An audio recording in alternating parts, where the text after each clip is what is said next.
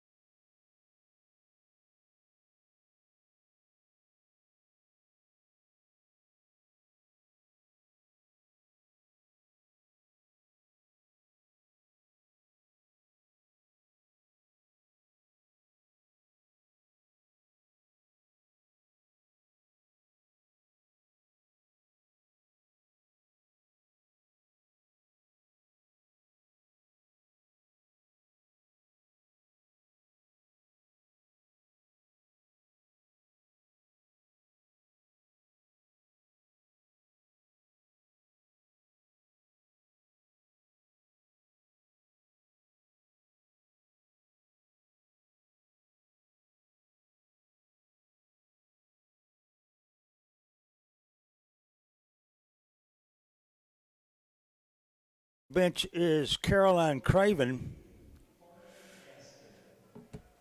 She's followed by Kenna Burt.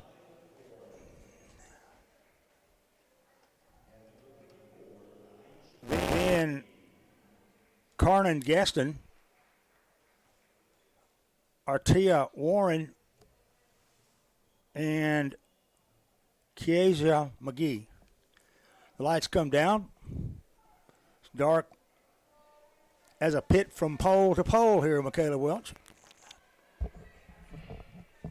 And now the spotlight comes up, and here's your starting lineup for the Hardin County Lady Tigers. First, number 4, Riley Strickland. Number 10, Hannah Miller. All these are juniors with the exception of Strickland, who's a senior. L.B. DeBerry, Lilybeth DeBerry, wearing number 14. Avery Beavis. And starting for the first time, to my recollection, is freshman Avery Warren. That is always, it has to be an exhilarating moment for a freshman to be a starter at any point during the season, and she definitely has earned her position. She'll be jumping center. I do not, I'm like Steve, I don't see Shaylee here. She's sick.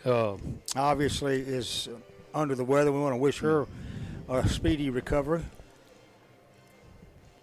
Yeah, that's what's good about living in a small town. You go out and eat, and you get a injury report or sickness report on the game coming up. But, yeah, we wish her the best. We'll need her out here. I wish she was here, but we'll see what we got.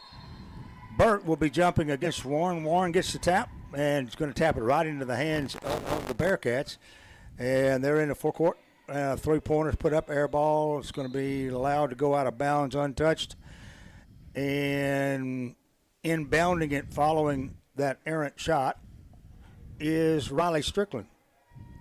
Over now to L.B. DeBerry. Now around the horn, Miller. Now to DeBerry on the left. Strickland lobs into Warren. Warren turns around, puts up the shot, block, pushed it back outside. Here's DeBerry for 3. No. Rebound Miller on the baseline right side. Outside now to Beavis. Around the horn, Strickland to Miller. Quickly around the horn from left to right. Now they're already back to the head of the key. In the corner now to Strickland. Cross court to Miller. Now to Beavis in the right corner. The Tigers working against a 2-3 zone. Baldwyn dressed in red with black trim. Tigers in white with maroon. Pass underneath. Trying to find Strickland open. She can't go. Bring it back outside. On the left side, down to Beavis in the left corner. Warren inside, working against Burt. Here's a long 3 off the right. It's off, no good by Miller. Rebound taken down by McGee. McGee brings it down into the forecourt. And they've got another one of these dark uniforms with dark letters, dark numbers. Kind of hard to pick out. Gaston has it on the left side. Pass now to Gaston inside, and a jumper is going to be up and good by Burt as she gets away in underneath, and she'll score the first 2 points of the game as the Tigers will come back down the floor offensively and work it around the horn. Underneath now to Strickland. Trying to get it underneath the Warren, but she's covered up under there. Now to Strickland, back to Miller in the corner. Long passes over the top of that defense. Make me a little nervous, but down to get under the Beavis, under the Warren. Warren's open, she scores. So Beavis gets the feed inside, and Warren, Everly's going to get the first 2 points for the Tigers tonight. This afternoon, I'll do that 100 times before I get used to playing these daytime games. But here's a pass in the lane, travel and call assessed against Gaston inside. Give it to the Tigers backcourt. We're tied at 2, 5:16 left to go first period. Hardin County versus Baldwyn, Mississippi. Now on the right side, Miller to Beavis way out now to Strickland at the free throw line. Left side goes right back. Now here's LB for three. In and out, no good. Burt came over the top of Warren, and the loose ball is coming out, and Baldwyn comes down the floor, putting up a shot, missed it. Rebound taken down by Warren. Down the floor they go, now on the left wing. Here's a three. It's in and out, but the stick back is good by Warren. So that's her 4th point tonight. And the Tigers lead 4-2. So Baldwyn comes down on the left side. 4:18 left to go in the first. 4-2. Here's a steal coming away. I thought she had it was Miller, but she and Gaston will fight it out in the forecourt. And finally, it will be Tiger basketball. I say Gaston touched it last before it went out of bounds, and so it's 4-2. 4-2 Hardin County. Now, the left side now. Lilybeth now in the corner. Miller's long three. It's off. No good. Rebound taken down by McGee. Across the timeline goes Craver. Here's a steal. DeBerry takes it to the glass and scores. Gets us to steal in the backcourt. Snowbird layup. And the Tiger lead is 4 now. And there's timeout on the floor. Timeout Baldwyn. 6-2 Tigers will be back in 30 seconds.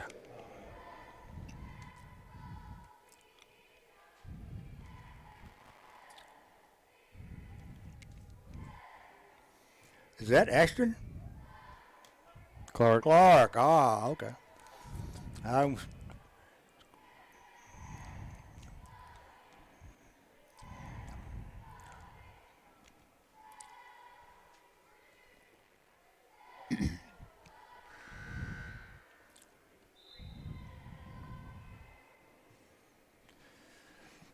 6-2 Hardin County, 3:42 left to go first period.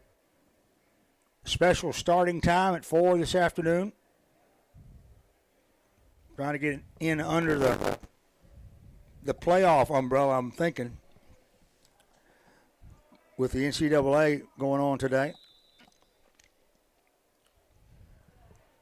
And following the timeout, Baldwyn will inbound it. They're down by 4, 3:40 left to go first.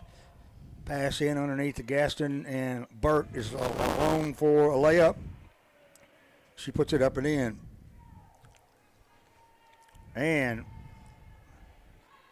the Tigers will bring it down now, leading by 2.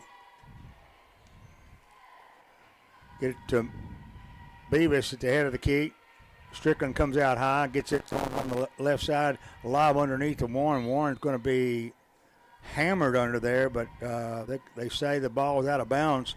Touch last by Averly. Give it to the Bearcats, and here they come. Across the timeline is Gaston. Down in the corner to Craven. Left side down on the baseline. Here's a running jumper. It's going to be off, no good. Fight for the rebound. That's Gaston with it. Underneath, shot blocked by Warren, and they're going to call a foul as she blocked Burt's shot, but must have still gotten her with the body because the ball looked like it was clean. They're going to charge the foul to Averly Warren, her first, team's first. To the line goes Burt, shooting 2. First shot's good.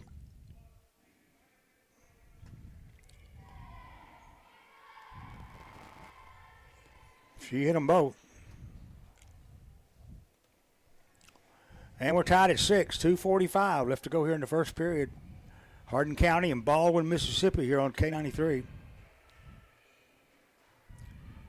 Kind of a sparse crowd so far, but it is early and it is cold. If you hadn't been outside, don't. On the right side of Miller for 3. Off the back rim, fight for the rebound. Coming out with it is Craven. Craven running. Stops on the left wing, hesitates, picks up a double team there, now goes over to Warren. Now inside to Burt. Burt goes against Warren, drives in.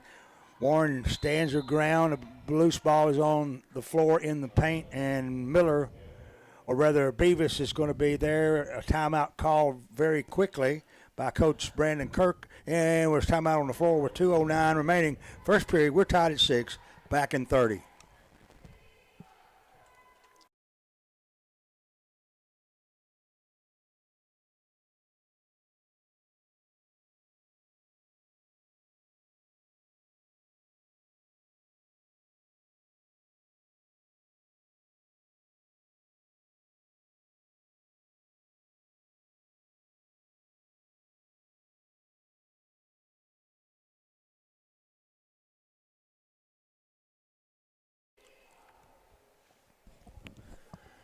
Brand new ball game with 2:09 left to go in the first period. We're tied at 6 as both teams attempting to move it down underneath.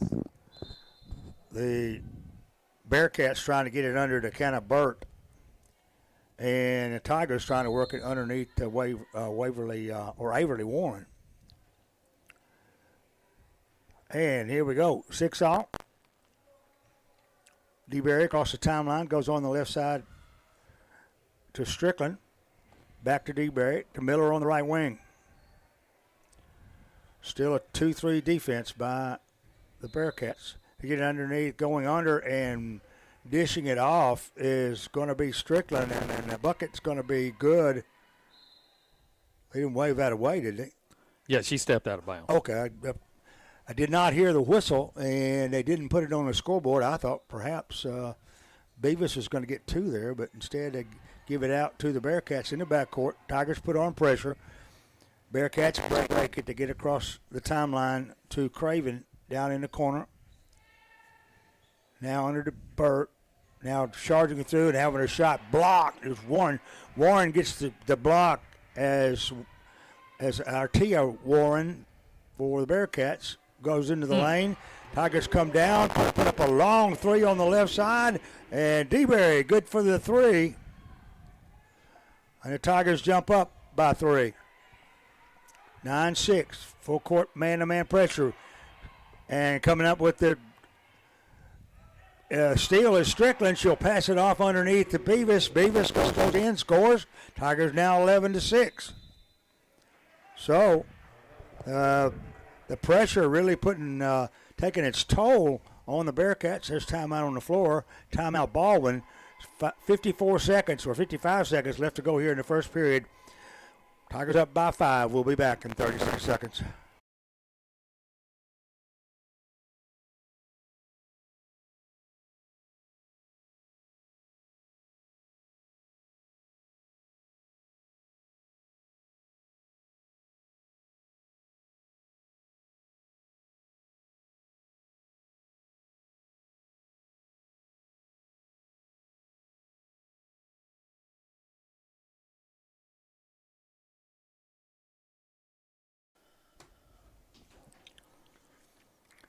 Eleven to 6.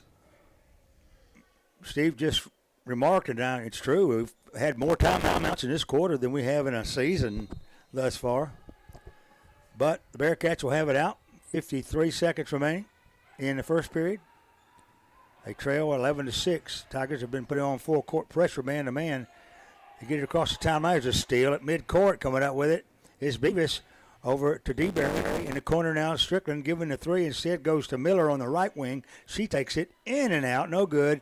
Fight for the rebound and finally saving it in for the Bearcats is Craven with 27 seconds left to go in the first period. 11 to 6. Tigers up by 5. 26 seconds now.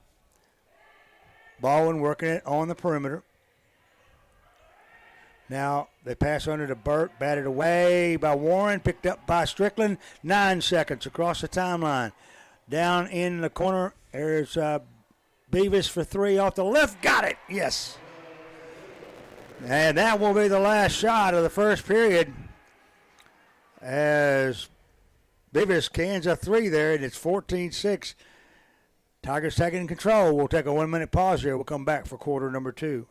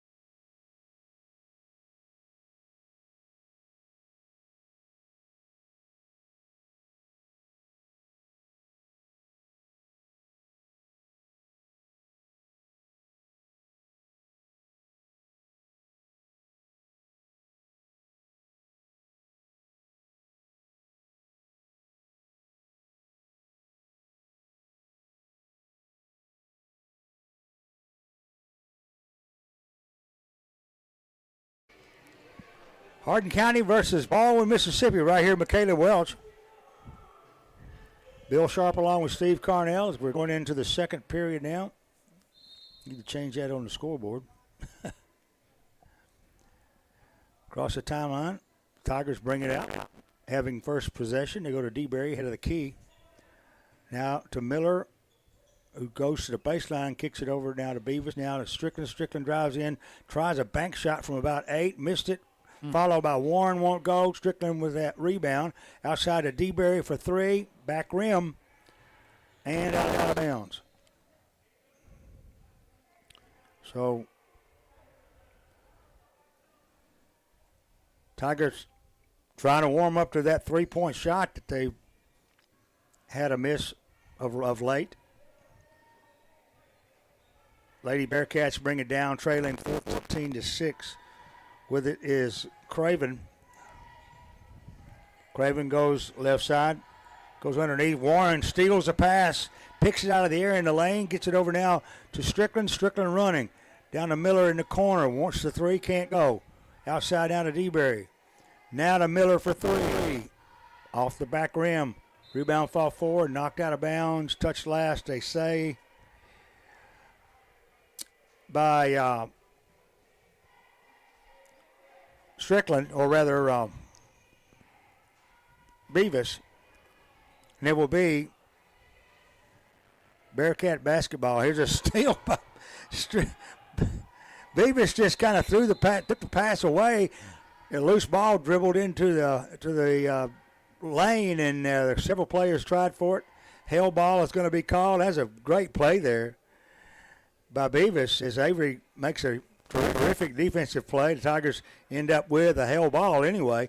It will be Baldwyn's basketball. And they bring it down the floor, and they'll lose it in the forecourt, and coming up with it is Strickland. So Riley down the floor in the corner now. Miller for 3 on the right. Won't go. Warren comes all the way out in the circle, grabs the rebound, and gets it back to Strickland. Left side, here's DeBerry for 3. Got it. So DeBerry hits the 3. Tiger lead is 11 now. 6:20. As they coming down the floor, they feed it out. It's going to be way past the lead player, and she saves it in bounds, but right into the hands of Strickland. Strickland back down the floor on the left side. Here's DeBerry for 3, missed it. Strickland underneath, missed the follow.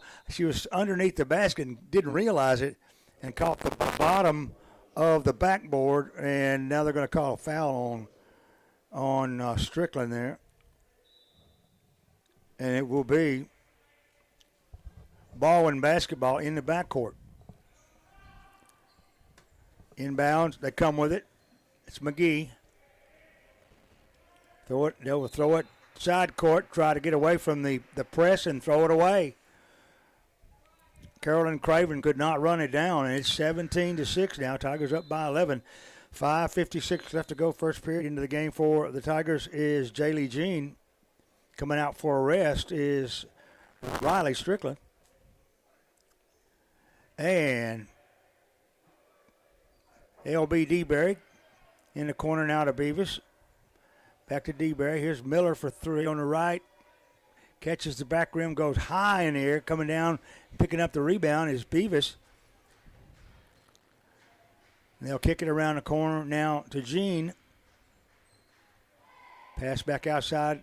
Here's DeBerry for 3. It's off, no good. Rebound, put up and in is Beavis. Avery Beavis picks up 2 in the lane off of the shot there.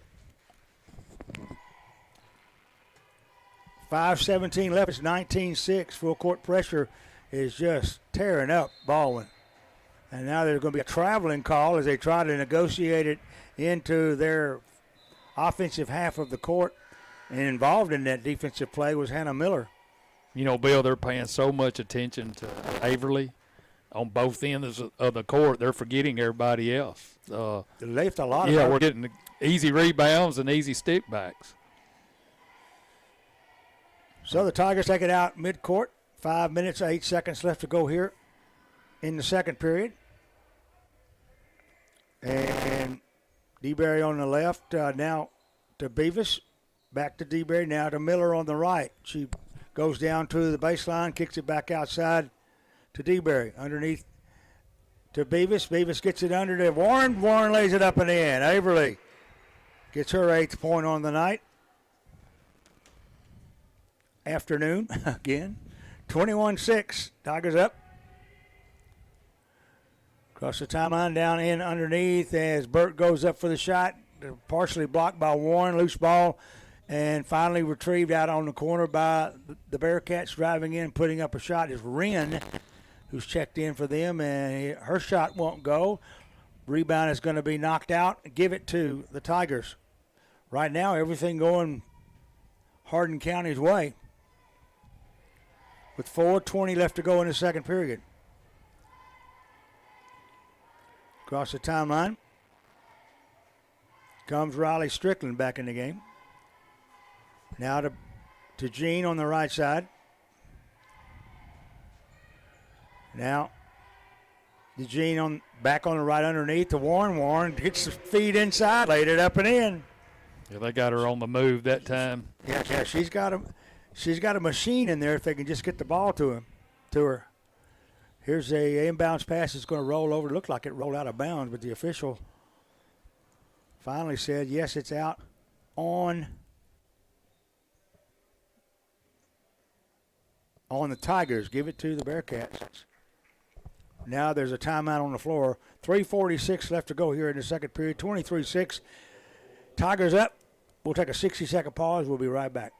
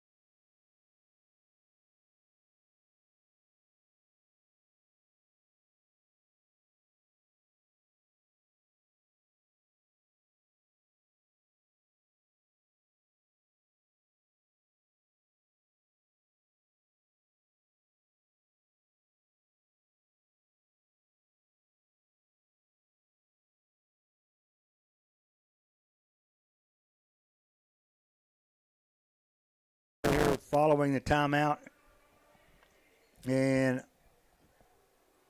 I more or less assumed it was going to be Bearcat ball, but no, they're going to give it to the Tigers. Yeah, she was out of bounds. I thought she was sitting on the line, but then he pointed to her, and well, anyway, Tigers have the basketball. 3:46 left to go, up 23-6.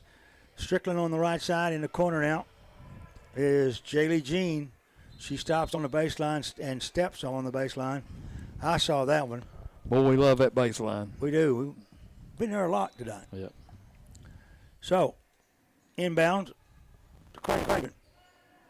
Craven guarded closely there by Jean, step for step.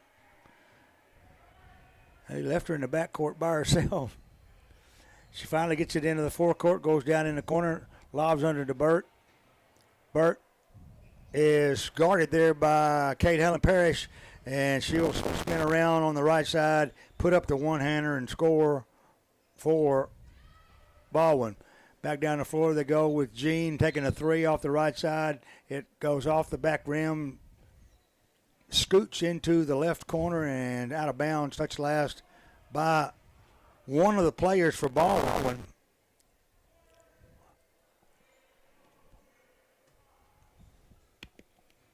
And the Tigers have it.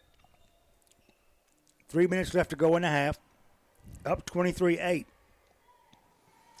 Outside around the horn, they lob it as Jean lobs it over now to Strickland, and then tries to lob it inside to Bird, and there's a collision there with Beavis and Bird, and everything spills out on the floor there, and let's see what it's going to be. It's going to be Tiger basketball underneath their own home basket. So LB DeBerry inbounds.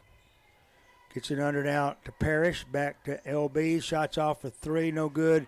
Rebound coming out of the pack and running hard is Craven. Craven drives in, puts a shot up, missed it. Rebound, fought for, saved in. It's going to be right into the hands of LB. Now around the corner to Beavis, to Strickland, underneath to Parrish. Parrish has the ball roll out on the inline, but I think they're going to say it's touched last by the Lady Bearcats. 2:18 left to go here in a second now. 23-8. Tigers up by 15, seemingly comfortable. As substitutions are on the floor for the Tigers right now. As the inbounds going to be stolen away there by Craven.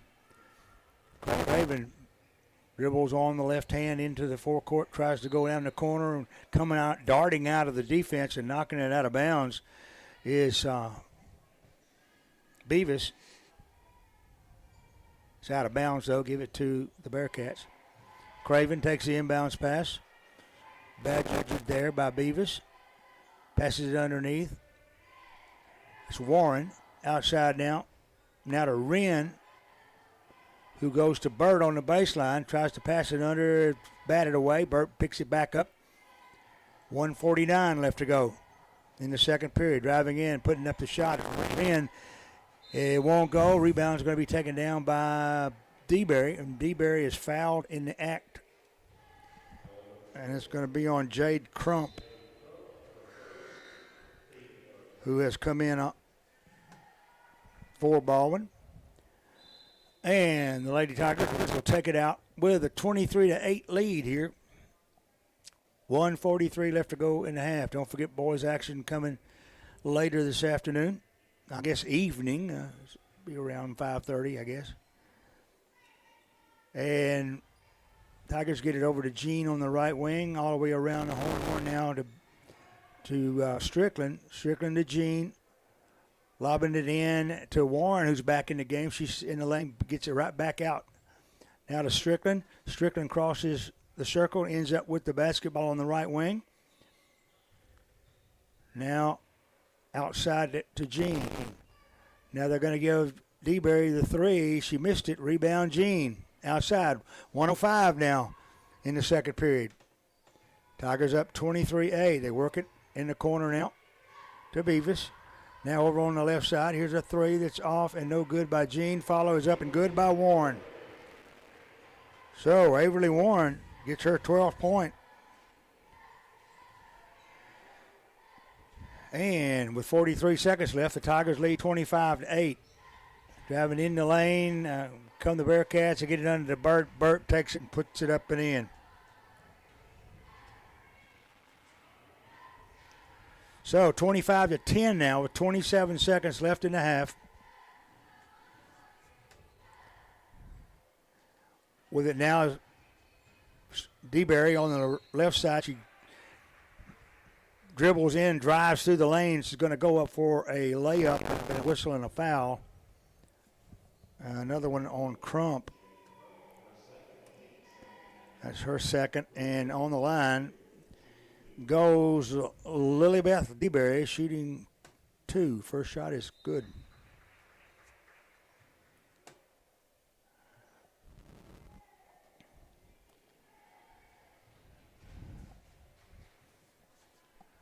And second shot is off the back rim. Rebound, Bearcats. They're down the floor. 11 seconds. Down in the corner.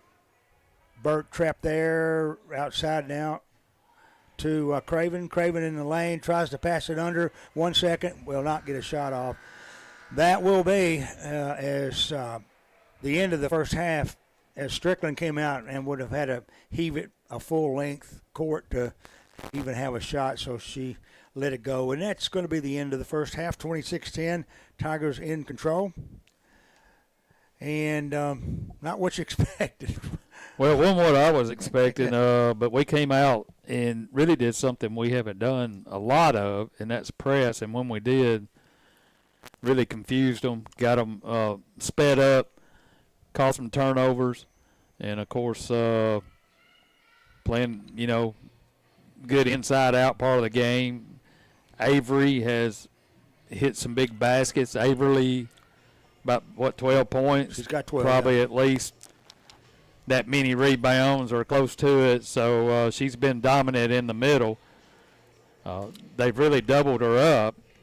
She's having to work down there. They've got two big girls. I mean, they've got her bracketed pretty good, but we got other kids that are open that are knocking down shots, and that's the difference so far in the first half. Okay, 26-10, the halftime score. We got head coach Ryan Geyer coming up to talk for a few minutes. We'll take a pause here for a word from our gracious sponsors, and we'll come back right after this message.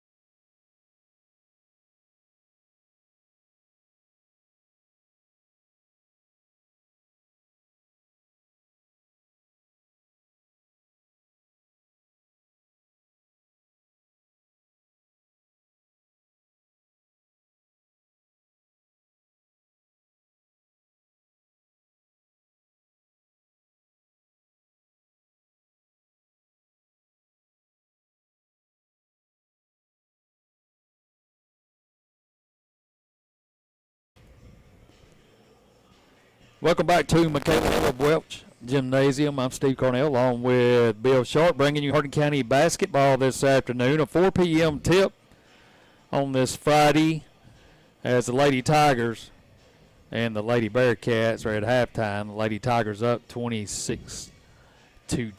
Let's bring in Coach Ryan Geyer. Coach, had a couple of good games this week.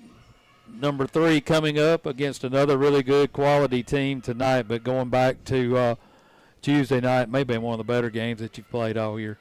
Yeah, I think so. I think that the past 2 games this week have probably been the best overall games we've played, and got a key player back healthy, and Jacob Saunders I think's kind of sparked us a little bit, and have had some of our role players step up and make shots. And on Scotts Hill on Monday night, we kind of punched them early and kept that lead, and didn't allow them to claw back in that game. And then Tuesday at Walnut, back and forth, and we stepped up late in the fourth quarter and made plays. And a couple weeks ago we were talking about making those plays late in the game that we didn't make, and we did that this week. So like we talked about, improving, and I think we're still seeing that so far.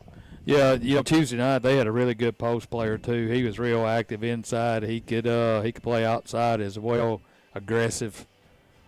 Sometimes to the point of being a little cheap shots here and there, but that's just the nature of the game. But I thought we handled all that well, and like you said, Jacob Saunders being back not only brought an extra guy, as far as depth, but also brought some speed and some ability to score. Yeah, really good athlete, obviously, really good, tremendous football player for us the past few years, and a guy that we brought back with some experience, played a lot of minutes last year, and kind of gives us another option there. He's quick, he can guard, can get to the rim, make plays in the open court, and gives us another guy there that we might have been missing in our rotation, and I think's kind of helped solidify that. And, we've got some other guys, depending on matchups, that can step up. But we kind of, like you asked me the other day, finding that core. And I think we're doing that, and hopefully we continue that tonight. Well, as we continue our march through Mississippi, they come here tonight in Baldwyn, Mississippi. Bill and I, we're not really familiar with Baldwyn. I haven't seen them play. Bill hasn't either. So what should we expect tonight? Perennially a really good program. Their coach actually was Coach Kirk's coach in high school. He played for him and was a tenured coach, and then got out and I think was their superintendent. Now he's been back for a few years coaching, and they're really going to play hard defense, pressure the ball. They like to get up and down and play in transition. They're not going to be super big inside, but they're going to have a lot of quickness on the perimeter, and will be kind of a different style than we've really not seen this year. We've really not seen the team just pressure consistently throughout a full game, and so I think that's kind of their MO, and see how we handle the ball against pressure, because you know how teams in our district like to play. So give us kind of a different look, but we'll see how we defend them and handle that pressure, and it'll be a good test for both teams tonight. Well, real quick, too, we played well the last couple of times out. I think a lot of that has to do not only with Jacob coming back, but, just real quick, Peyton Murphy, you've told me all along he can shoot the basketball. He seems sometimes he gets a little timid, I guess, whether or not he's open or not open.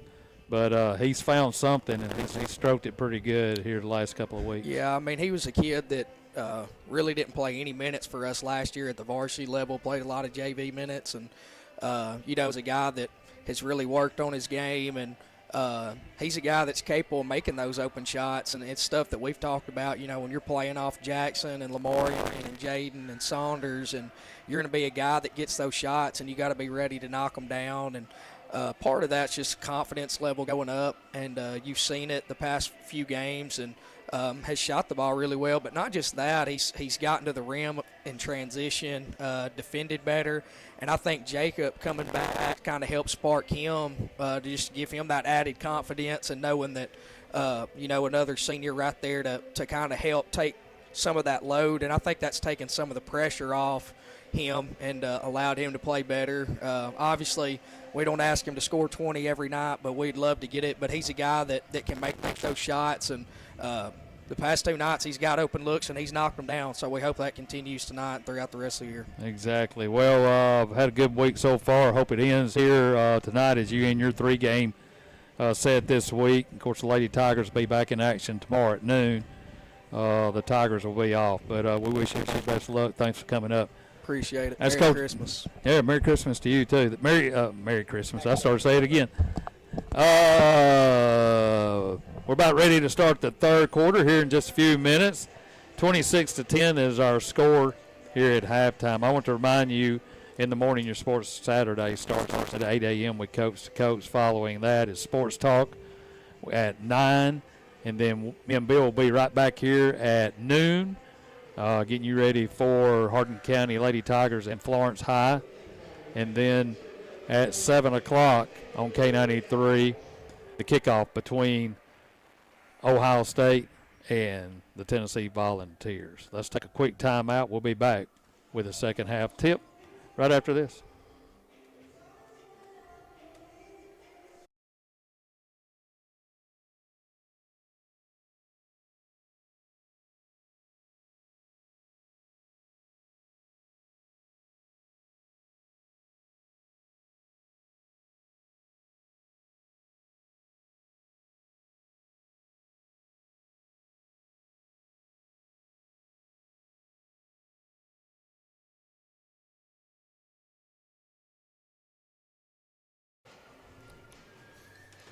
$26-10 halftime score here as the Lady Tigers up by 16 going into the third period here as It has been half of pressure applied by the Lady Tigers that has made the difference in this ball game. The number of turnovers that the Bearcats have made have been directly attributed to the amount of pressing that's been done by the Tiger defense.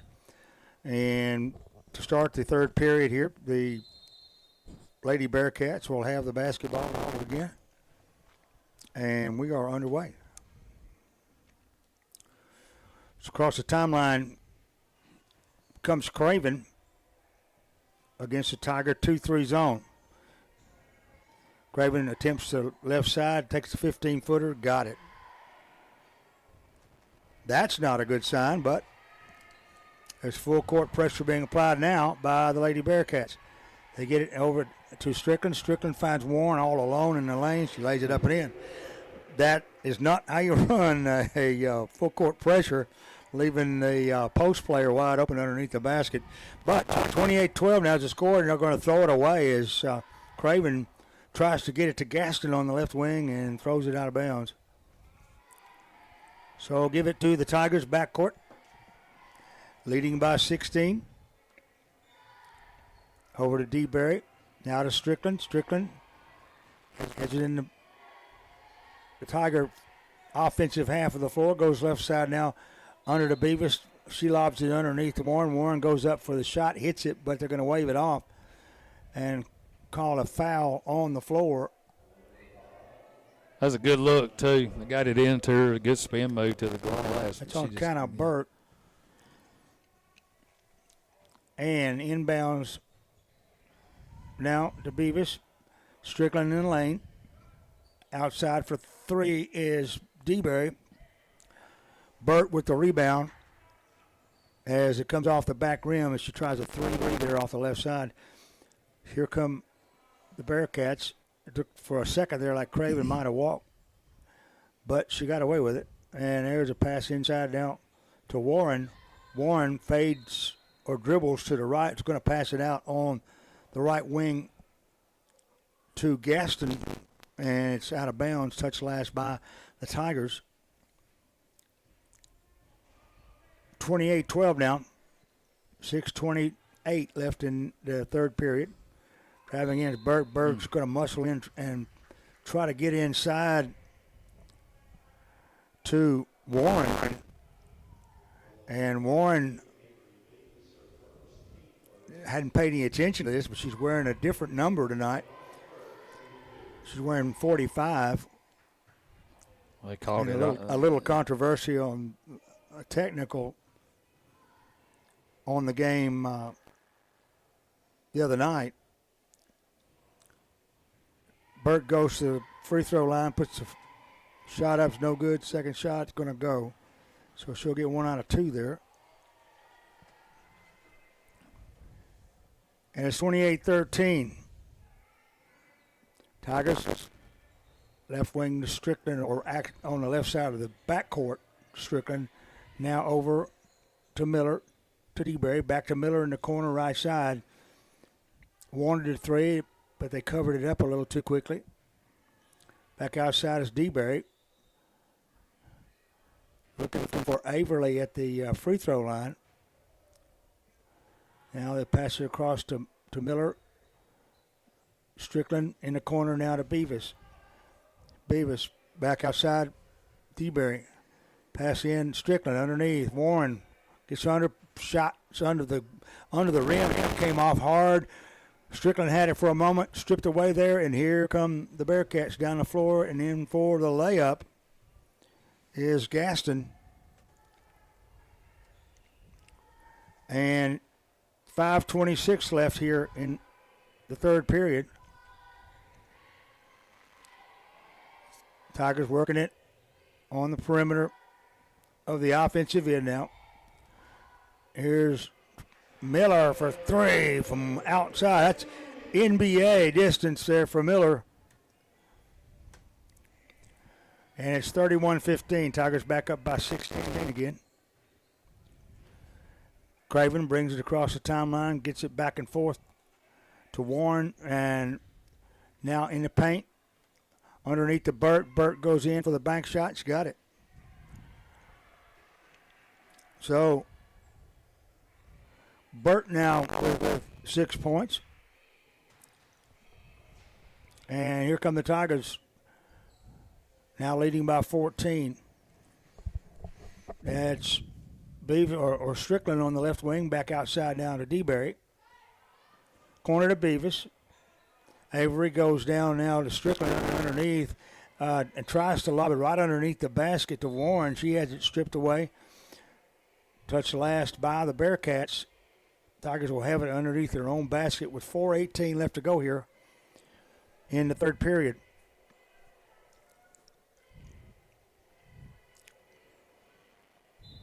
And here's the inbounds pass.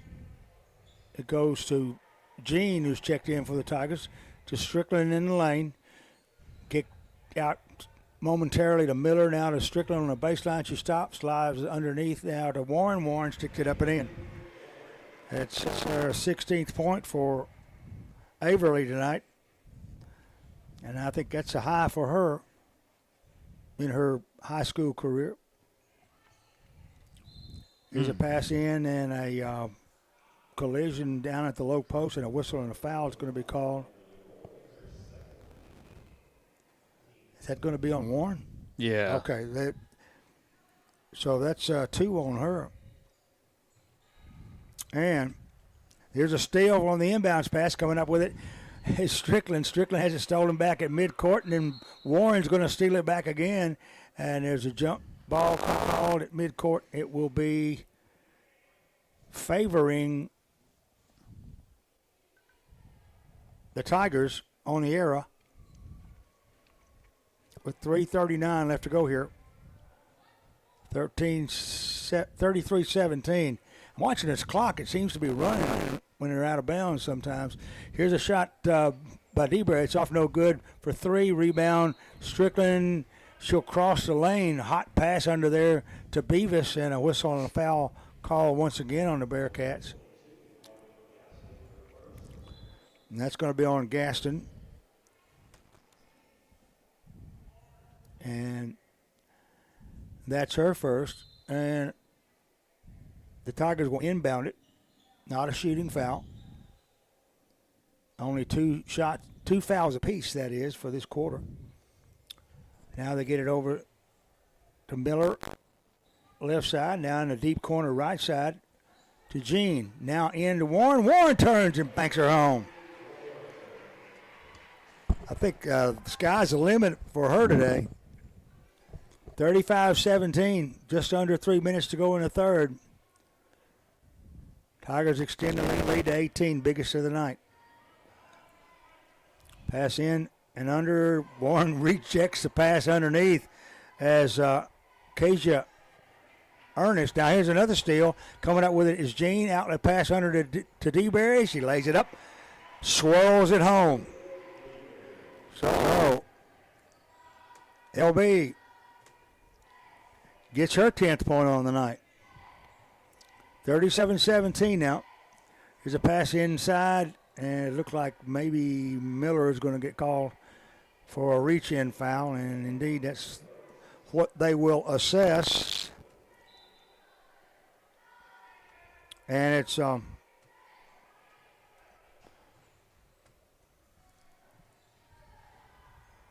Baldwyn's basketball. They come in and get it to Warren. She goes on the baseline. Ernest tries to chase the loose ball that came off of that shot she just missed, and it's out of bounds. Touch last by the Bearcats. Give it to the Lady Tigers. 2:11 left to go here in the third.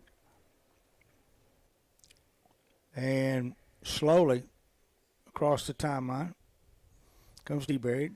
Now eventually to Miller at the head of the kick. Now to DeBerry. Jean will try the 3 off the right. Missed it. Rebound.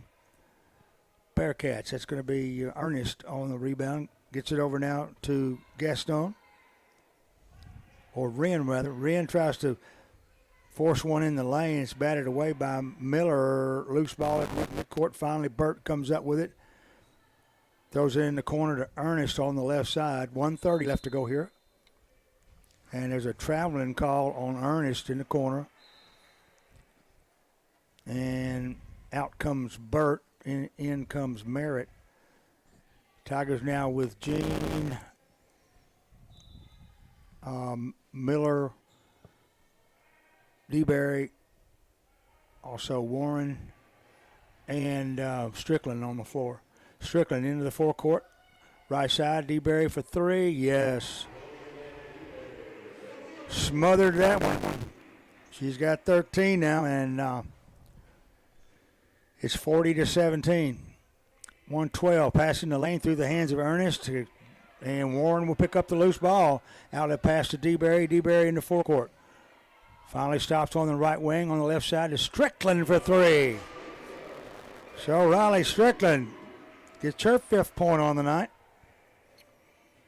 And it's 43-17. 52 seconds left to go in the third. Right side they go to Gaston. And there's a pass that's out toward the backcourt. It's going to go out of bounds. Touch last by Warren. Not our Warren, the other Warren. And it will be Tiger basketball with 40 seconds left to go in the third period. Hardin County right now on automation, up 43-17. Probably see some heavy substitutes coming in just a few minutes. It's pass into Jean on the high post. Now over to Miller, back to Jean. Jean lobs underneath the Warren, wide open, laid it up and in. They're leaving that door to the backboard open for Warren, and she's taking advantage of it. 13 seconds now into the forecourt. Craven down low, and it's a steal away by Strickland. She's in the forecourt with 3 seconds, 2 seconds. Got it, and the horn sounds. That's the end of the third period as Riley Strickland picks up her 7th point on the night, and the Tigers lead at 47-17. We'll take a 1-minute pause, and we'll be right back. I guarantee it.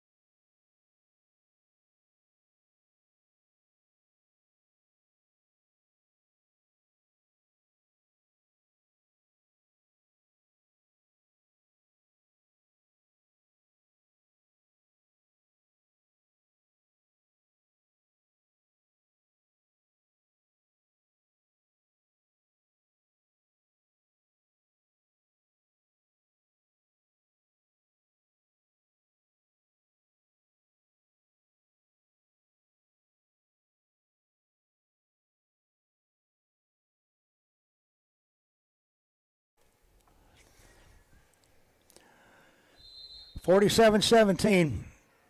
Tigers up by 30. And the Bearcats have the basketball. They'll dribble down in the corner as Craven gets trapped over there, gets it under Burt, and she goes up against Warren, and the two of them collide. It looked like Warren blocked the shot, but I think they're going to call a foul. They're going to call it on Hannah from behind. Hannah from behind, yeah. I mean, that was a nice collision. One thing about Averly, she's not afraid to mix it up under there. She's given up about probably 35 or 40 pounds to Burt and went toe-to-toe with her.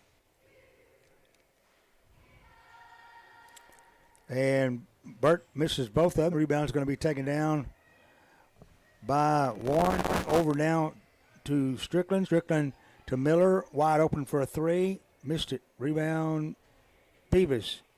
Outside to Riley. Underneath, and it's stolen away there by Craven. Craven will drive down, puts the shot off the rim. Warren there for the rebound. Out to Strickland. Strickland as over to DeBerry. DeBerry catches Beavis wide open. That's probably the most open layup I've seen in a long time, and she laid it up 49-17, the result. And that's the 6 points for Avery. Here's a pass into Burt. Burt has her shot rejected by Warren. Now here comes 3 substitute Tigers. I was fixing to say, I wonder when we're going to start substituting. Got a game early Right. tomorrow. And, I mean, we're not very deep, you know, from the starting side of it. We're about 6 deep. So Kelsey Newell in, also Kate Helen Parrish. And here come the Bearcats in, trying to drive for the layup is Warren. I know one thing. That official there, he's called more fouls today than we have had this season called. They like their fouls. The foul, I think, was called on Warren. That's her second. And now on the line is Jade Crump. He'd have had a field day Tuesday calling fouls with as physical as that game was. I know it. I mean, and she's going to hit both. And it's 49-18 now. Tigers working it up the floor against pressure now. And driving in and missing the layup is Jean, but she's going to get fouled. It was quite a muscular collision there, as Burt's going to pick up a foul. That's her second, according to my records. And on the line will go Jaylee Jean to shoot 2. First shot is off the back rim. But, as you know, in this game today, if you shoot 1, you'll get another now. Unless it's a 3-point play. And she hit the second one. And at the mid-century mark, 50-18 now. 6:32 left to go. And I'm expecting to run the clock out if they haven't already started. And Craven trapped in the corner on the left side, gets it outside. Now to Wren. Wren drives in, takes it to the glass and scores. Nice drive by Wren. And Warren works it over to Parrish in the backcourt, and loose ball gets tapped away. Under pressure, coming out with it, and finally a whistle and a foul called on Kate Helen Parrish. Well, we got to get over there quicker to help her in that situation. Kind of late. Well, you know, you put in your substitutes and they go into a press. 50-20, 5:54 left to go. I think the clock's running. I didn't notice as we went to the foul. Him driving in is Craven. Craven, to her everlasting credit, took it straight to the basket and banked it home from about 8 feet away. And it's 50-22 now. Tigers. D-Berry is coming across the timeline now. There's a whistle and a foul call on Wren. And that's her first. Tigers will take it out. Jean will inbound it. Looking to Parrish. Gets it to her. Over to D-Berry. In the left corner to Newell. Newell. Cross-court pass now to Jean. She's at the right wing. Spins at the free throw line. Kicks it back to Parrish. Parrish for 3 off the right. Off, no good. Rebound, Wren. Over to Craven. Headed toward the 5-minute mark here in the fourth. Tigers up 50-22. Don't forget boys action coming right after this one, so be sure to stay here with us on K93 for all your basketball needs this evening. Here's a pass in to Burt. It's going to be knocked out of bounds. I think touched last by Warren. And Averly Warren getting a really good workout tonight, playing more than she has all season. Here's a pass inbound, stolen away by Warren. Now over to Jean. Jean across the timeline, reverse pivot dribble to Warren, or rather Newell. Now around the horn, D-Berry. Now here's Jean for 3. Yes. J.D. Jean hits the three. (53-22) now. 4:24 as Craven steps on the Tiger at midcourt. Craven backpedals a bit, goes over on the left wing, dishes it off to Ernest. Drive in, a jumper by Burt's off no good. A whistle and a foul, however, is called. And Burt will more than likely go to the line. This is quite the contrast of officiating that we've had. That's going to be the fourth foul on Warren. I mean, my goodness, they've I guess we're used to what we saw Tuesday night because they didn't blow the whistle Tuesday night. Not at all. Yeah. But, you know, we didn't come to see them blow their whistle either. But she'll miss the second and rebounds all the way out. Here's Craven for three. It's off no good. Warren with the rebound. She's being pummeled underneath. I didn't get a whistle out of that. Yeah, they didn't call that one, did they? Now, here's a pass underneath. Warren down to the other end and laid it up and in. So Averly Warren with 22 tonight. High water mark for her as a freshman with 3:37. Gaston in the lane. Tries to bounce it underneath the Burt. Burt's shot won't go, but a whistle and a foul called again with 3:29 left here. And they're going to call that on. That's on Warren. That'll be 5 on her if that's what. I mean, it's 55-22. It was a touch foul the last two anyway, and he just keeps blowing his whistle. It's kind of like when you're getting blown out and they call holding calls away from the ball during a football game, you know, and you're like, yeah, we need to get out of here. You know. And Averly gets a nice round of applause from the Tiger faithful here as she goes to the bench with 22 points tonight. And a job well done. Well, she needed a rest anyway. Yeah, she's got to play tomorrow. Mm-hmm. First shot by Burt's good. Second shot is up, and it's off no good. And rebounds tapped out of bounds, touched last by the Tigers.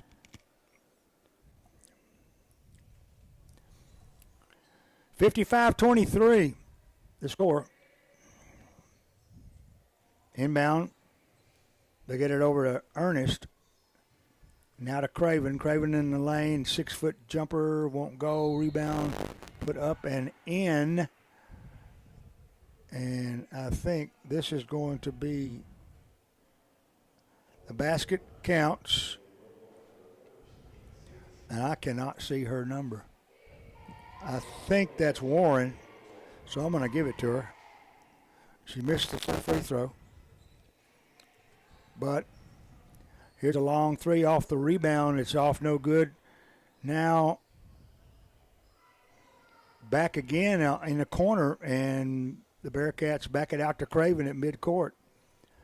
55-25. It's a pass in the corner, and for Ernest, it's going to go out of bounds. Actually, that was for Crump and went out of bounds. Off of the Bearcats. Give it to the Lady Tigers backcourt. 2:57 left to go here in the fourth and final period. Jean across the timeline on the dribble. In the corner now to J.C. Jones. Now on the left side now to, that's a number I don't have. And here's a steal on the baseline as Jean has it stripped away. Long pass down floor is saved in, but into the hands of the Tigers. They'll go to the floor and coming up with it, and finally stolen back by the Bearcats underneath. Now here's Cravens for a three off the left side. No good. Rebound saved in, or is it? Nope. It's going to go all the way into the backcourt before it's finally picked up by the Bearcats with 2 minutes left to go in this here ball game. 55-25. Driving in the paint and dishing it off is Gaston. The ensuing shot is going to be up by another Gaston on the floor. And it's 55-27. Tigers bring it down. They'll lose it in the corner. Picked up by the Bearcats. They're back down the floor and going up for the shot and scoring is Kasia Ernest. She gets 2 there. And with 1:27 remaining, Jean is dribbling for the Lady Tigers. Now there's a steal on the right wing, and the loose ball is going to get away from Avery, or Craven rather, and it goes out of bounds. Give it to the Lady Tigers. You know, they hadn't run the clock. You was talking about running the clock. They have the not. whole time. I thought it was 30 or more. I know. I thought they had a long time ago, but they didn't. They never did start it. Here's a lob underneath to Kate Helen Parrish. It's a little too high for her, out of bounds. 1:06 left to go. And the Bearcats, in a lost cause, are going to bring her down here with 1 minute left to go in the game, trailing 55-29. Across the timeline is Craven on the left wing. She's going to be tied up there by Jean. Good play there by Jaylee Jean. Just kind of took the basketball away from the Bearcats in a hell ball sense. He has slipped a few numbers on me here. A couple of girls here I don't have numbers for. I have to apologize for that. Kate Helen Parrish has a shot underneath, missed it. Rebound, Bearcats, outlet pass, going down and going up for the shot is Ernest, and shot's no good, but she'll get 2 free throws with 39 seconds remaining.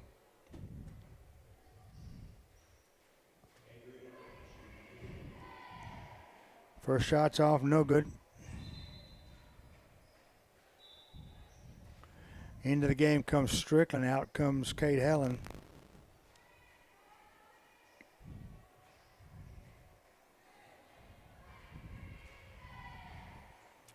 And the second shot is up and good. So it's 55-30. With 36 seconds remaining. Across the timeline comes Jean. She'll dribble to the right wing. And let's see, now over on the left side. And I don't have a number for him. That it's J.C. Jones has it there for a second. Now there's a steal down the floor. Bearcats ride the floor. Looks like a traveling call should have been made there. But Craven's going to pick up 2 there. And the clock expires. So 55-32, the final score. Lady Tigers put it on the Lady Bearcats of Baldwyn, Mississippi. We got more basketball for you here, though. We'll take a pause here for a word from our sponsors. We'll come back and get things set up for the nightcap as the Tigers and the Bearcats go at it in men's play. So we'll take this pause. Stay with us. We'll be right back.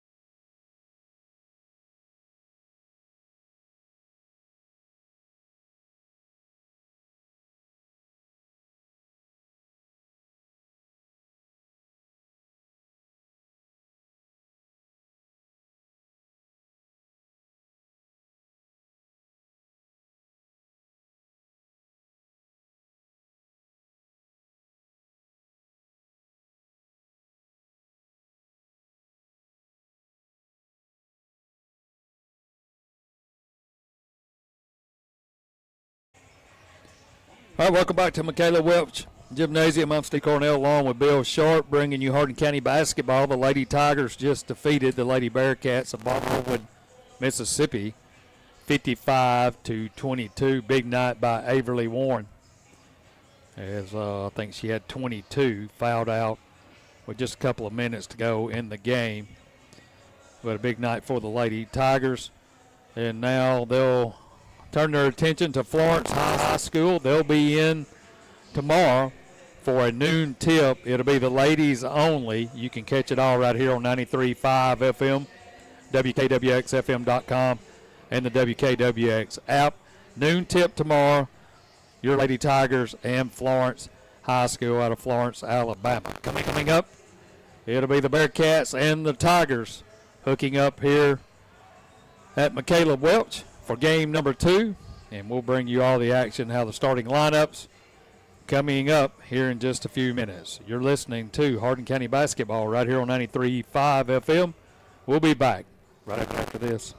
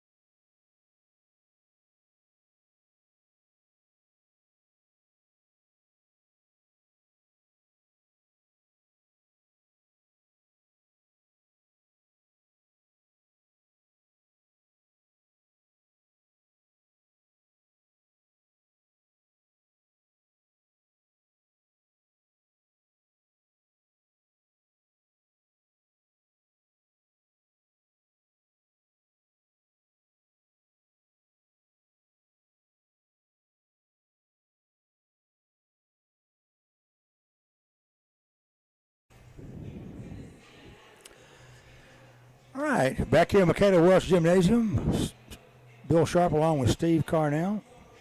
Almost forgot his name.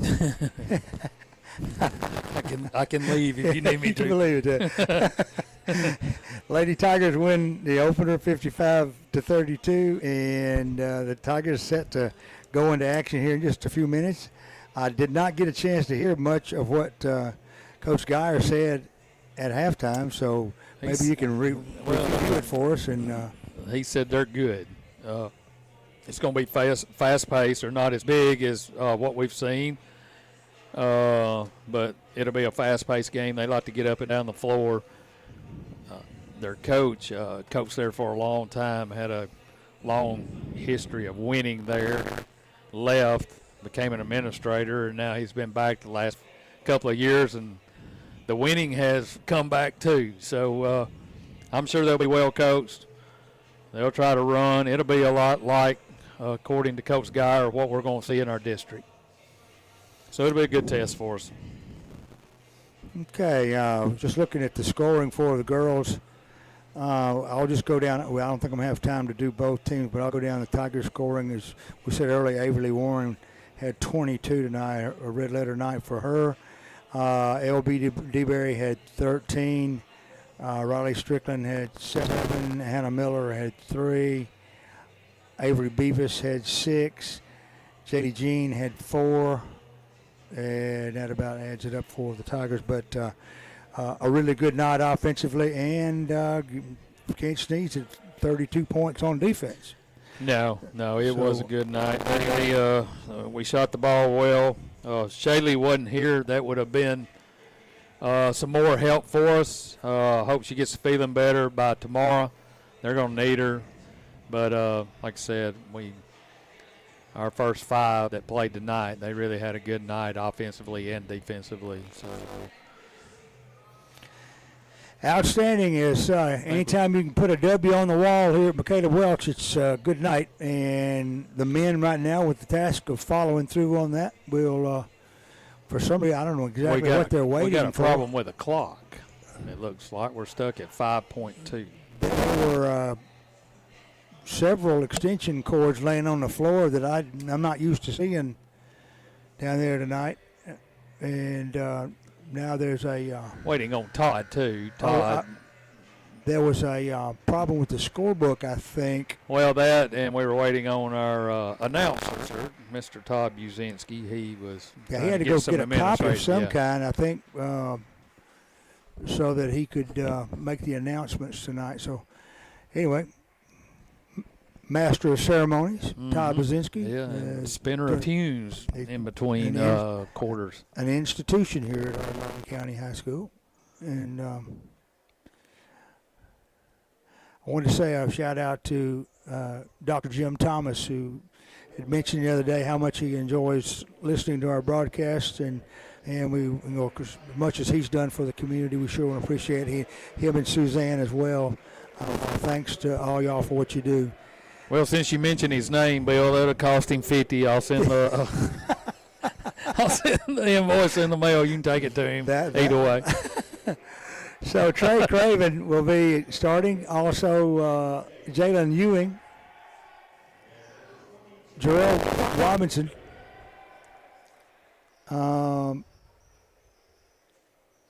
DeTetis Bennett, if I pronounced that last name right. Or, yes, it's Robin Tate. And the last one I'll have to get for you when the lights come back up. As the spotlight's up, and here comes the first starter, as you'd expect, Peyton Murphy, senior. Jackson Burdine, a junior, sporting 5'11". Murphy at 5'10". Marion White, 5'10", a junior. At 6'4", Jaden Davis. And at 6'5", junior Corbin Smith. Bill, I was going to say, Jaden, and he last couple of nights, he's really picked his play up too. And it's like he's on a mission to drive the basketball to the glass. And that throughout my lifetime of dealing with basketball, one of the things our coaches always told us is take the ball to the glass, and you can't go wrong. Well, he's got some hops. No question about it. So, Davis will indeed control the tap as he goes up against Tate. And the Tigers have it to begin the first period. Smith comes out to the high post, has it for a moment, to White, now to Burdine, to Davis on the right wing. A 2-3 zone for the Bearcats. They're in red, Tigers in white with maroon. Now White has it over to Murphy on the left. To Burdine, he goes in the paint. Scoots from left to right, throws it up with the right hand and nailed it. Jackson Burdine, athletic-looking move right there, gives the Tigers a 2-0 lead in the first. Just underway. With it now is Craven. Craven outside now to Crump. Now to Tate. Pass in the corner. Over to Carter Craven, another Craven on the floor. That's the one I missed a moment ago. There's a drive by Craven, and that's Trey Craven. I hate it when he's I wonder brother. if that was their sister playing. It is. They look sort of the same complexion, you know, but with the dark hair and all. But anyway, there's a ball is knocked out of bounds. Actually, they called a foul. I didn't see who the foul was on.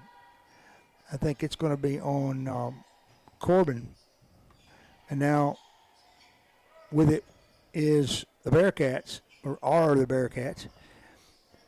Now on the left wing is Craven. And these brothers and sister teams just drive me nuts keeping up with the first name. But Ewing has it, goes in the corner now. And there's a good ball's going to be tapped away from Craven. Murphy gets it, passes it out to Davis. That was on the rim. Davis came down, the ball rolled over the rim, and it was knocked away. That should have been goaltending. Yeah. But they let it go, and the Bearcats come back down. Murphy almost gets a steal in the corner on the right side. Tigers lead it 2-0. Coach Geyer thought it was that way, too. He's talking to the official. I mean, he got a piece of the ball. Yeah. Now, I believe he slapped the backboard, too. But Craven down in the corner on the left side now to Tate, and a traveling call on the baseline on Trey Craven. And the Tigers will have it out in the backcourt. 5:58 left to go here in the first. 2-0, Hardin County on top. Burdine dribbles across the timeline to Smith, who's come out high post. He'll dribble to the left side, now to Burdine. Burdine stops in the paint, kicks it in the corner to Murphy. Murphy decides not to shoot, goes to Davis instead. Davis drives down, goes up. Bank shot won't go, but it's going to be put up and in by Lamarion White. Good strong move by Lamarion. So across the timeline comes Craven. Carter, that is. Now to Trey. Now over to Tate. In the corner. Almost a steal there. Ewing had it stripped, but he got it back. Now here's a three up and good by Tate. They didn't list his first name on the roster. There's got to be 30 names on their roster, and I just picked him up off the bottom there because it said he was starting. But he must be a surprise start. Ball goes in the backcourt, touched by the Bearcats. Burdine retrieves it, brings it back down, gets it to Murphy at the free throw line. Now to Smith on the right wing. Underneath the Davis. Davis bounce pass outside now. Here's White for three off the back rim. Rebound. Davis goes under and scores. Jaden Davis, not to be deterred, gets two there, and it come down. Tate puts up a three that's in and out. Came out and will be knocked out of bounds. Touched last by, I believe Davis touched it last. They're going to give it to the Tigers. Ian Stanley checks in for Hardin County. Also, So does Saunders.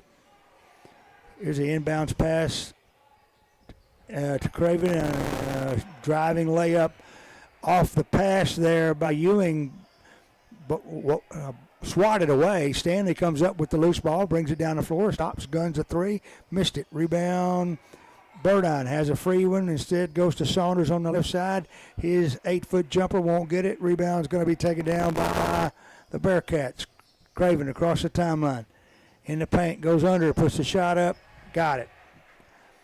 As Carter Craven gets his first 2 points on the night, and the Tigers lead 6-5. 3:34 left to go first period. Burdine, head of the key. Drives in, splits a double team, banks it, got it. Man. I don't know how he hits that shot falling away, almost off balance. And now there's a whistle and a timeout call with 3:21 left to go first period. Tigers up 8-5. We'll be back in 30 short seconds.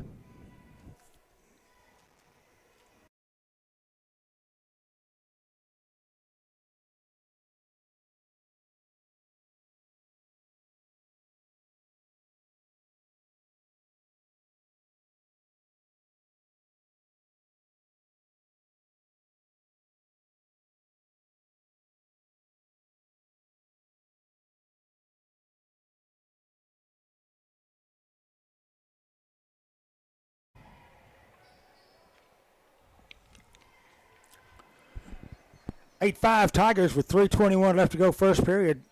This is Hardin County High School basketball versus Baldwyn, Mississippi. A special arrangement for an earlier time this weekend. Tomorrow, the Lady Tigers will be playing against Florence High School.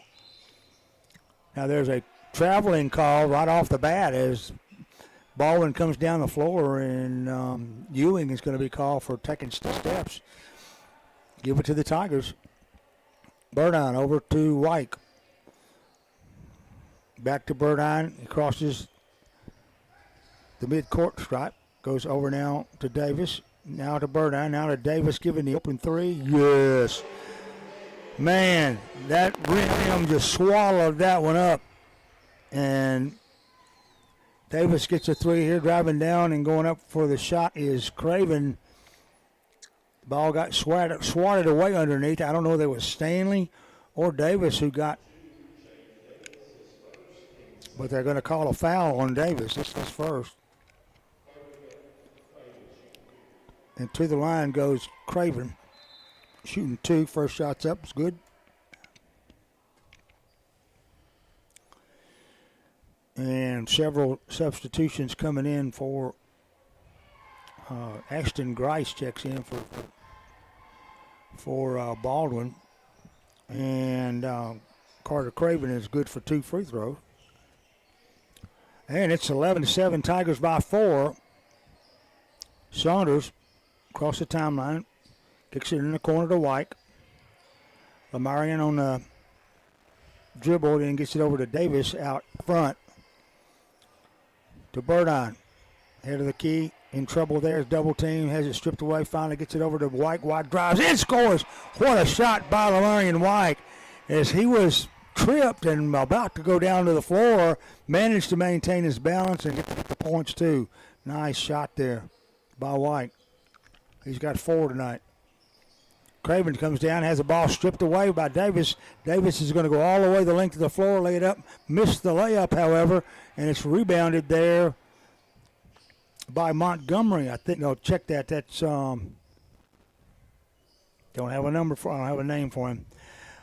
Anyway, as Baldwin works it outside, Craven drives in the lane, puts it off the glass on the right side of the backboard and lays it up and in.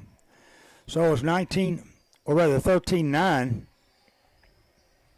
Tigers on top. Burdine over to Davis. Davis splits a double team, drives in, the layup won't go. Rebound, Craven, he's running. That's Carter Craven. Down in the corner to Grice. Here's a long three off the right side's off, no good. Davis had the rebound. Grice is going to snatch it away now. Another loose ball is going to be finally picked up by Baldwin. And Grice has it on the left wing. Now trying to dribble out of there is a traveling call.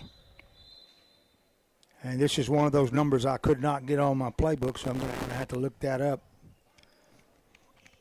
and see who that is. Because, like I said, there were at least 31 players on that list and no room for hardly any of them. Tigers bring it down. And Baldwyn has it on the right wing. Now Saunders back, and here is Murphy for three. It's off, no good. Rebound, Johnson, and now a loose ball picked up by Murphy out to Corbin Smith, and there's a quick timeout called by Coach Geyer with 38.9 seconds left in the quarter. Tigers lead at 13-9. We'll be back in 30 seconds.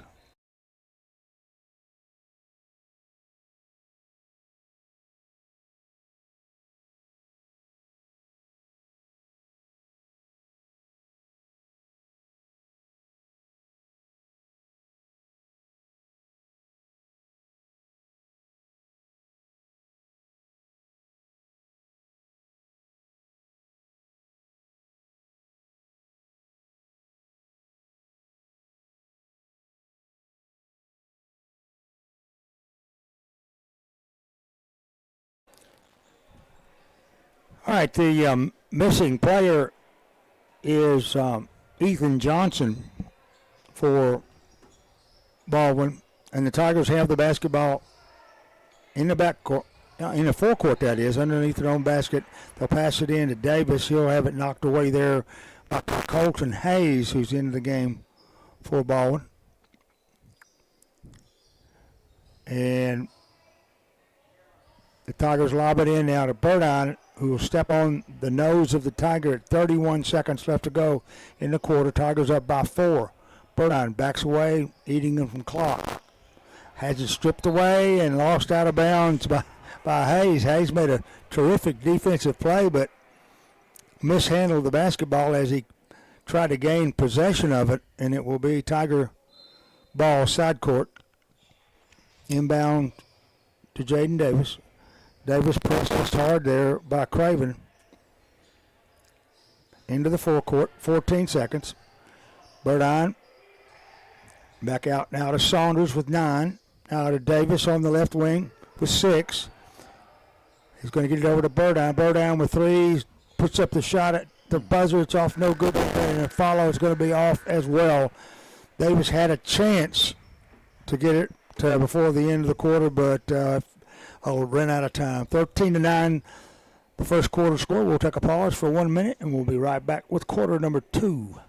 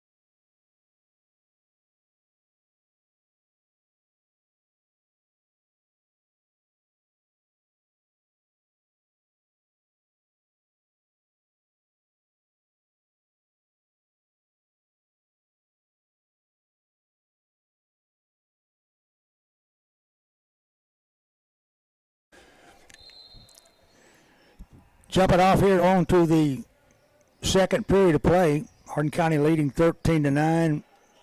Baldwyn, Mississippi, the Bearcats with the basketball. And they'll work it over in the corner. Tigers in a 2-3 zone.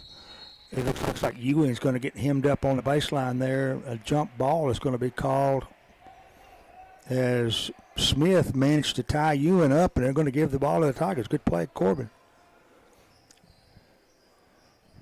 7:40 now across the timeline. Comes White to Baldwyn. Baldwyn looking for Davis, crashing, couldn't get it to him. Now to Saunders. Jacob gets it over now to Davis. Davis back to Saunders. Saunders and that knee bent crouch of his as he's dribbling now on the right side of Davis for three. Man. Knocked the bottom out of that one. And it's 16-9 now. Tigers up by 7. Pass across the lane, and Cravens comes up with it on the left wing. Outside now to his brother, I think, Trey Craven. Now a loose ball inside, almost stolen by Smith. Picked up by Craven, drives in the lane. One-handed fadeaway from about 4. Got kind of jammed up inside. Rebound's going to be taken down there by Saunders, and he'll bring it down for the Tigers. 6:30 left to go in the half. 16-9 Tigers. Burdine drives in the paint, puts up the shot. Got it. Yeah. A floating 8-foot jumper, and Burdine made it count. 18-9.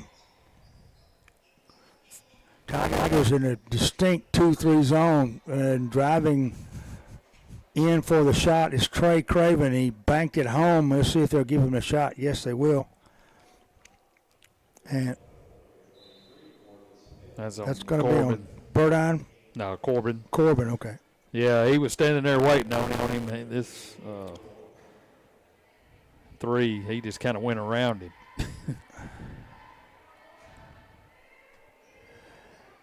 Missed the free throw. Rebound picked up by White. Down the floor, and we're going to throw it away. It's going to be stolen away under there by Hayes. Hayes kicks it over in the corner to Craven. Now to Ewing. Driving 6-foot jumper. It's off. No good. A whistle and a They're going to call a charging foul on 5. Hayes. Well, he was in good shape until he stuck his forearm out and put it in his chest. That'll get you every time. Well, that's just self-defense, right? Yeah. All right, 5:54 left to go here in the second. Tigers up by 7, 18-11 with the basketball. Lamar and White on the right side, looking inside, trying to get it to maybe Stanley. Now to Davis on the left side. Jaden goes up against Craven, kicks it over to Burdine for 3 off the right, off the front rim, and caught the backboard. And rebound of Robinson. Outside now to Craven. Bearcats now to Robinson in the corner now. Here's Craven for 3. Missed everything. Rebound taken down by White. We got a 3-on-1 to Murphy underneath to White. And the Tigers played it to perfection. They scored 20-11 to score, and there's a quick timeout called here by the Bearcats. We'll be back in 30 seconds.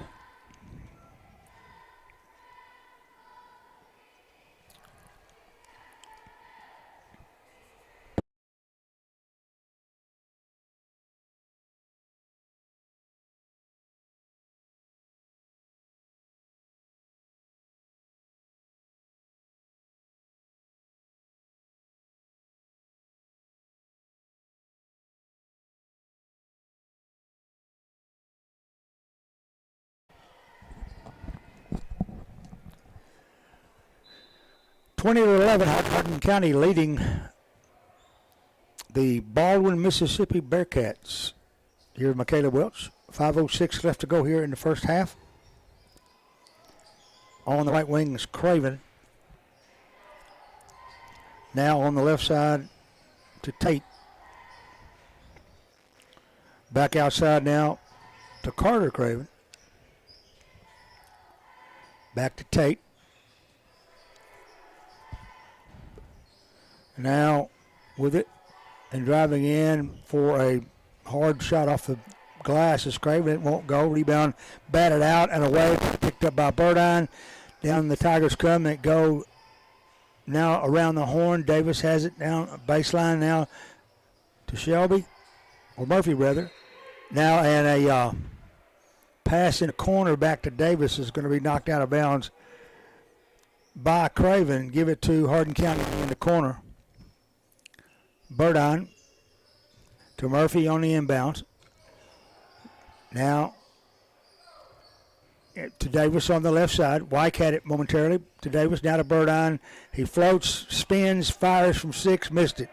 Rebound taken away by Craven. Across the timeline, goes in, tries to shovel it in under Davis. It missed. Rebound Burdine. Burdine running. Stops on the right wing to Davis. Davis charging through. Going to get called for the charge, I think. That's a good description. Charging through. That's what he did. He was charging through the paint like he was. There was no end of tomorrow, and he just ran into a red suited player. Yeah, he just got committed and didn't have anything else he could do. But yeah, he is when he gets determined. Yeah. He's that kind of guy. 3:45 left to go here in the second. Tigers still up by 9, and Grice has it on the left side underneath to Robinson. Robinson goes up and puts it up and in. So Robinson gets 2 there. And it's just a 7-point Tiger lead, 3:23. Burdine stops.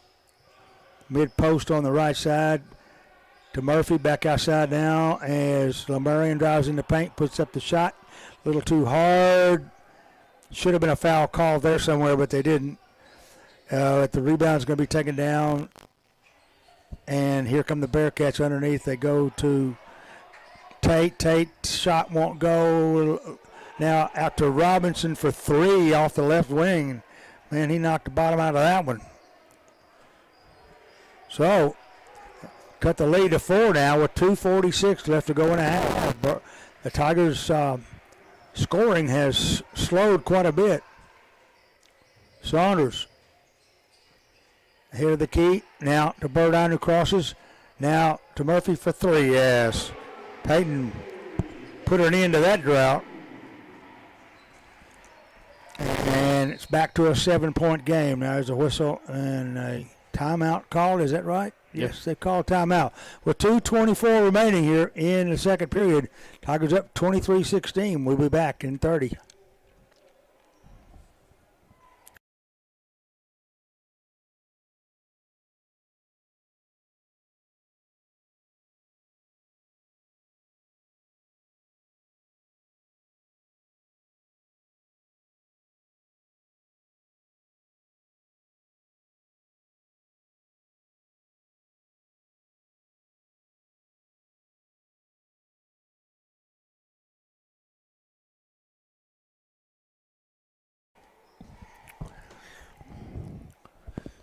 So another timeout. Steve said this is an inordinate number of timeouts now. Man, they like them. They don't want to take them to the locker room, that's for sure. Maybe there's a bonus in that or something. But anyway, 2:17 as the Bearcats work offensively against the Tiger 2-3 zone.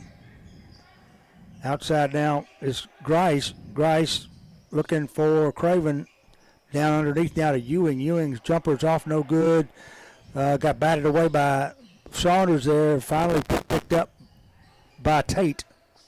Underneath, turning, Ewing's shot won't go.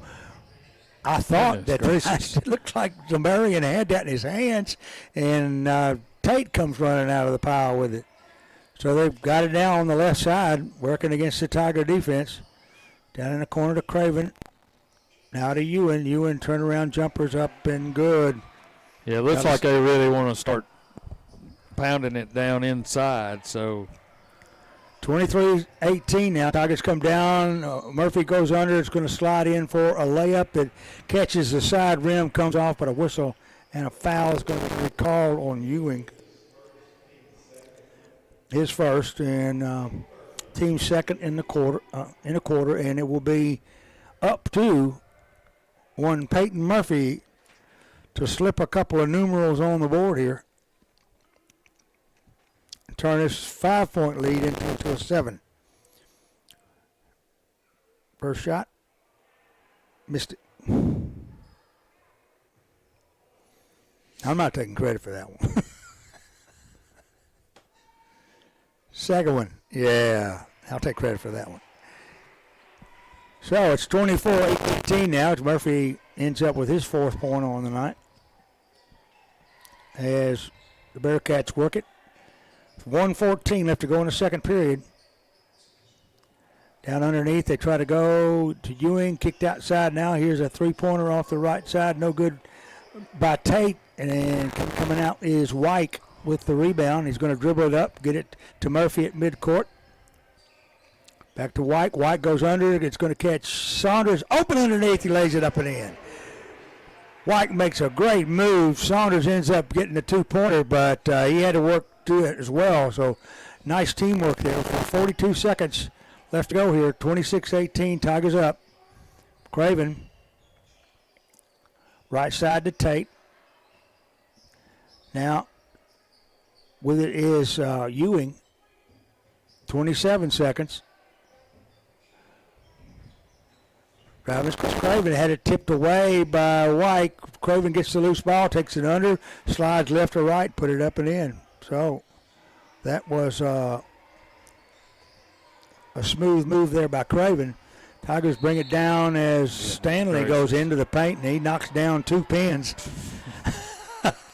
That looked just like a bowling. Oh, they're not happy about that. Both of them went down. And he's going to go to the line to shoot two. And I don't know which one of them got the foul. I don't guess it matters. But they're going to. They're fixing to tee him up. The coach is not at all happy about that. Well, he's out on the court, but then he kind of got it on the official, and then the assistant did a good job by getting him out of the way. He's a fiery dude. Yeah. I'll say that. He may have a complaint. I don't know if he's as fiery as that junior varsity coach last night or the other night. Kind of Walnut, they had a coach that was kind of fiery. But with 6 seconds left on the clock here, they're saying it's not a shooting foul. No, I don't think it was. He was way out here at the key. Yeah, okay. He was headed to the basket. Tigers have didn't it. Make it. To Burdine, 5 seconds. He'll jump for the 14-footer, missed it, rebound, taken down, and Ewing will not be able to get a shot off, or Craven rather. And that's the end of the first half of play. Tigers go into the locker room leading 26-20. Good first half. Both teams playing hard. We kind of got a little sloppy there for a couple of minutes, brought them back in the game, then built it back up to a 6-point lead. They're struggling shooting right now, but it looks like to me, and we may see this in the second half, it looks like they're really trying to get inside. They're a little bit bigger than we are inside and a little bit more athletic, so we'll see how it turns. Well, that's what I was noticing too. With most of the shots they took in the second period, for sure, were inside 5 feet. 5-6 feet. None of the three-pointers that they took in the first quarter. So that's what it looks like right now. We'll have to see what kind of countermeasures Coach Geyer will have in the locker room. But 26-20, the halftime score. Tigers on top. We'll take a pause here for a word from our sponsors. We'll come back with more here at McCaleb Welch Gymnasium on K93, your #1 sports station in Savannah.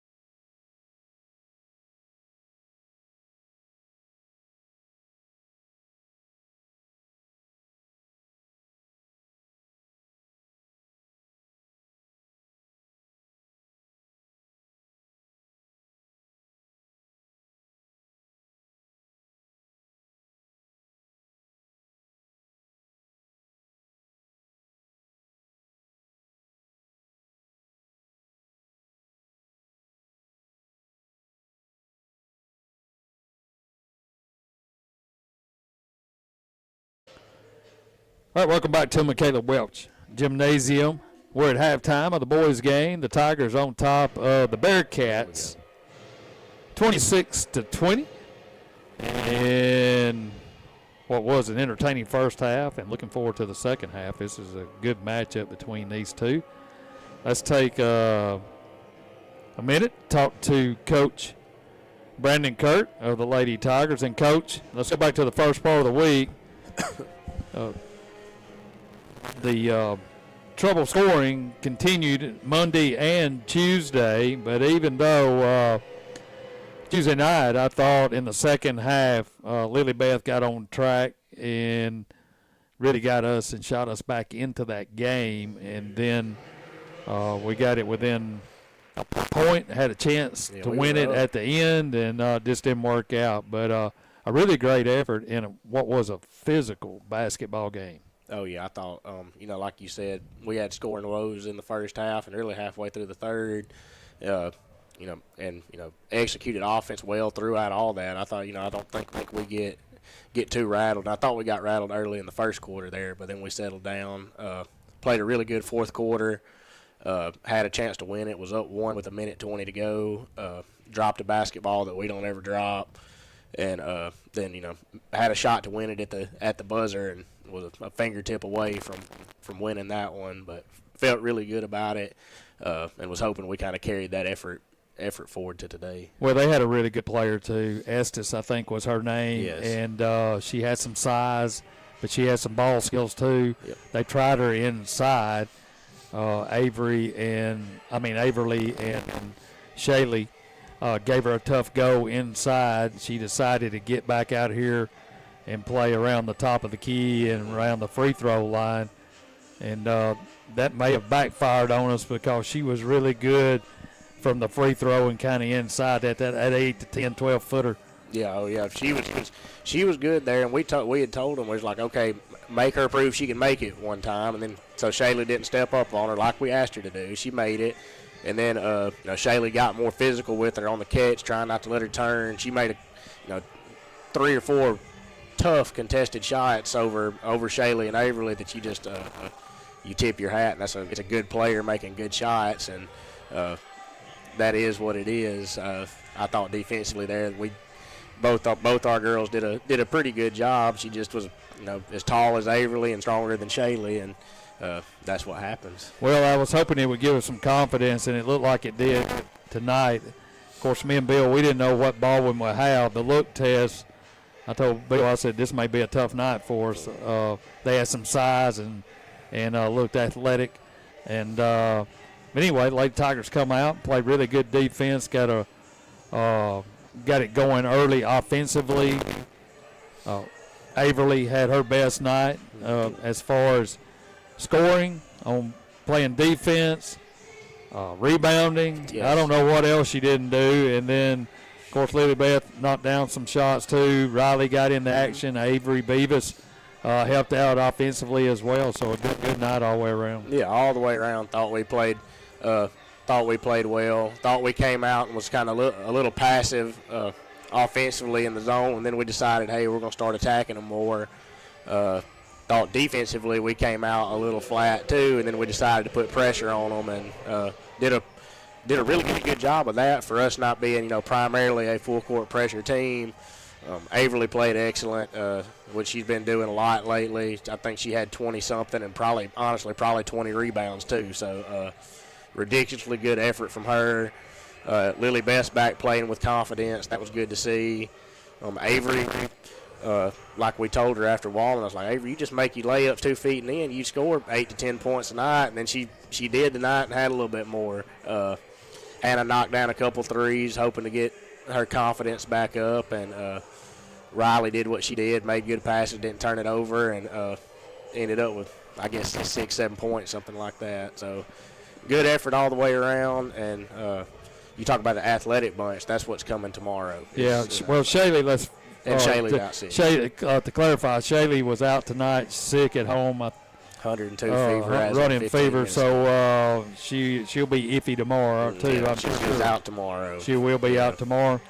So it's tough when you got an athletic bunch comes in here, especially if they like to run, because we're thin. Yep, and that's what they do. They diamond press and they run, and it's going to test our conditioning. Our conditioning is going to get tested tomorrow, and we'll see how it goes. We'll see if we can make shots and layups when our legs are a little give out, because we're about to run a track meet tomorrow, and we know it's coming. They know it's coming, and we'll see how we handle it. All right, that'll be a noon tip-off tomorrow right here at Michaela Welch Gymnasium, a Saturday midday game here at Michaela Welch. Coach, I appreciate you coming in here. Congratulations on the win, and we'll be here with you tomorrow. Thank you. All right, we'll take a timeout. 26-20 is the score at halftime between the Tigers and the Bearcats. Tigers on top. We'll take a quick timeout. We'll be back with the second half right after this.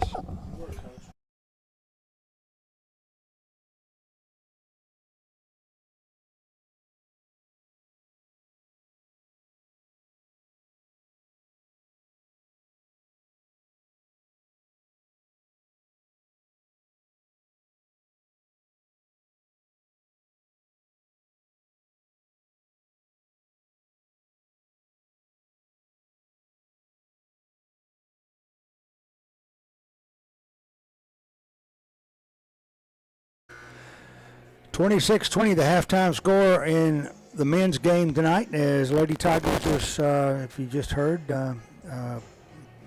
talking to Coach Kirk about the earlier game tonight, win at 55-22, and right now Hardin County's men's team hoping to add to this 6-point advantage, and heaven forbid give up any of it. Don't forget tomorrow's game at noon, as the Lady Tigers will take on Florence High School here at Michaela Welch. So the Bearcats have the basketball to begin the third period, and they're working with it as I speak. On the right wing now to Craven. Back to his brother, and Smith, he goes in for a layup, missed it. Smith got the rebound. Got it out now to Davis, now to White, now to Murphy. Murphy goes in the paint, puts up a bank shot inside. It's going to fall off, and they're also going to call him for a charge as he crossed the lane from left to right, went to the backboard, but ran into some resistance there. And the Bearcats bring it down. They go to Robinson in the corner now to Craven. Craven through the circle to Tate on the left wing. He comes right, goes against underneath to Ewing. Ewing slides down the right side, lays it off the glass, and scores. Cut the lead now to 4. 7:02. Burdine across to the right side, gets it over now to Davis for 3 in the corner, missed it. Rebound, Craven. Outlet pass to Ewing. Ewing underneath, and it's tipped away and hit by Davis, but touched last by Craven as they came crashing down to the end line. It's out of bounds. Give it to Hardin County. 6:49 left to go here in the third. We got away with one there. I thought that was a travel too. But anyway, Burdine gets it from Murphy, moves into the forecourt. Burdine stops, 12-foot jumper, won't go. Rebound is Craven's. Craven's running. In the corner to Robinson for 3. No. Rebound taken down by Cravens. Cravens slides under, puts it up and in. He's got 8 tonight. And it's a 2-point game right now.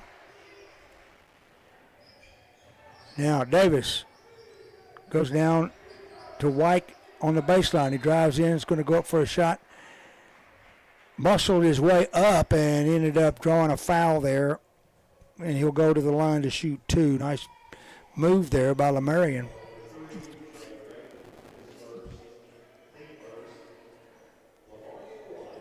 That's going to be on Trey Craven. And to the line goes Lemarian White. First shot is up, and it is good. Second shot forthcoming. Saunders checks into the game for the Tigers. And Lemarian good as gold from the charity stripe, and it's a 4-point Tiger lead with 6:04 left to go in the third. Craven across the timeline, picked up there by Wyke.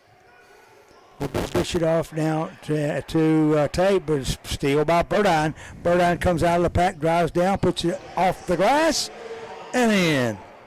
So, Burdine with 10 now. Down the floor they come with it, and a jumper by Craven is off, no good. Rebound Saunders. So Tigers gets an opportunity to extend the lead. Go to Davis on the right wing. To Saunders. Drives in, gets an open path to goal, lays it up and in, and they're going to call a foul. Nice move by Saunders. Jacob Saunders will go to the line for the 3-point play.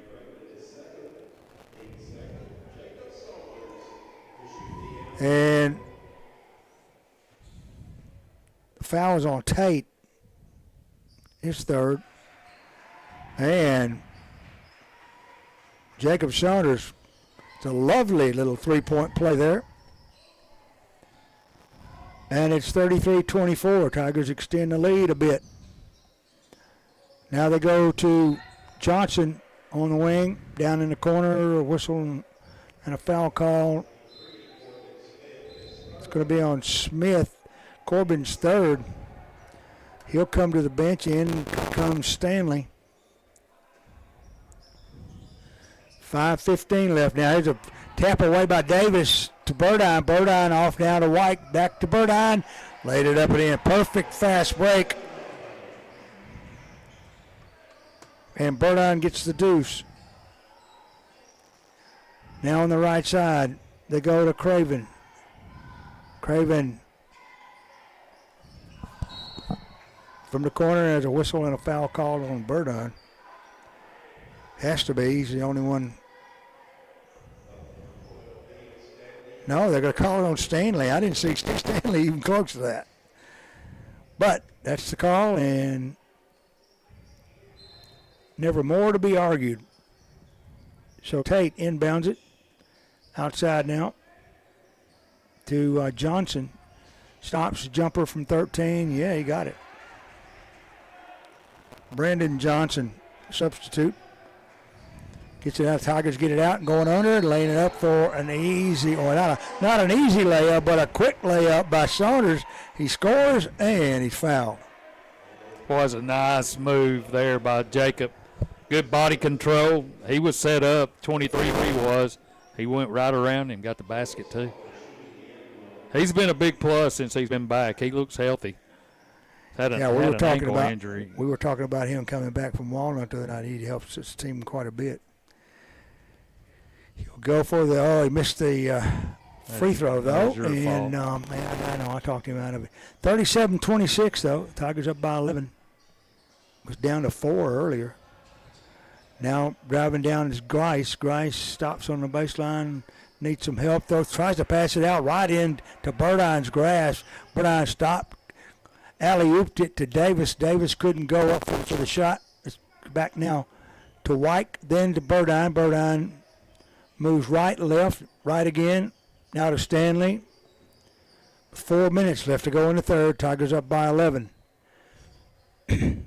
So, Saunders over to Burdine for 3. Yes. And when I say 3, I mean 3. He canned it. 40-26 now. Tigers drawing away here in his third period, outscoring 14-0 so far. Or 14-6, I'm sorry. 14-6. So, on the left side, Tate takes a long 3, short, rebound, Davis. Davis, outlet pass to Burdine, way out there by himself. He swirls one home, just like an ice cream cone. Now, there's timeout on the floor, timeout Baldwyn. Tigers lead at 42-26. We'll take a pause and we'll be back in exactly 1 minute.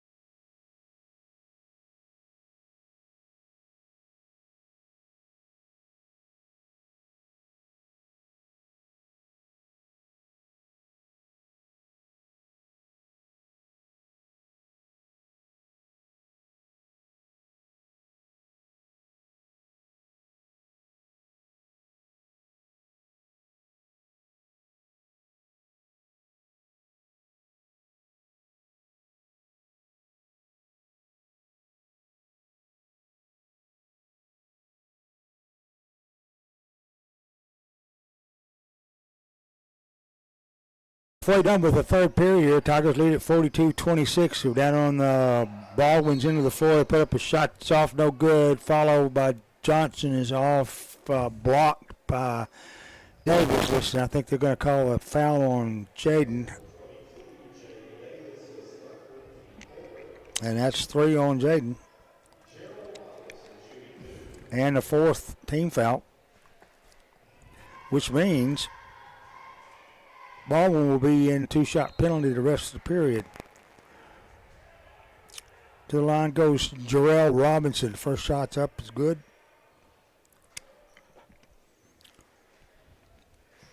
Gets the lead to 15 now. Second shot, out, no good. Rebound, Wyke outlet to Stanley. Stanley on the fast break, goes in underneath, missed the layup under pressure. Craven with the rebound. He's back down the floor, lickety split. Down on the high post, left side, tries to pass it through the lane to Robinson, right in the hands of Burdine. Burdine to Wyke back to Burdine, now to Wyke scores. Well, that's the way you do it right there. That's like you do it in practice. It's just over and over again, you know. So there's a drive. Stanley gets the block, but they're going to call a foul, I think, on Eaton. Yeah, and to the line will go Hayes. That was probably one of the chintzier calls I've seen tonight. But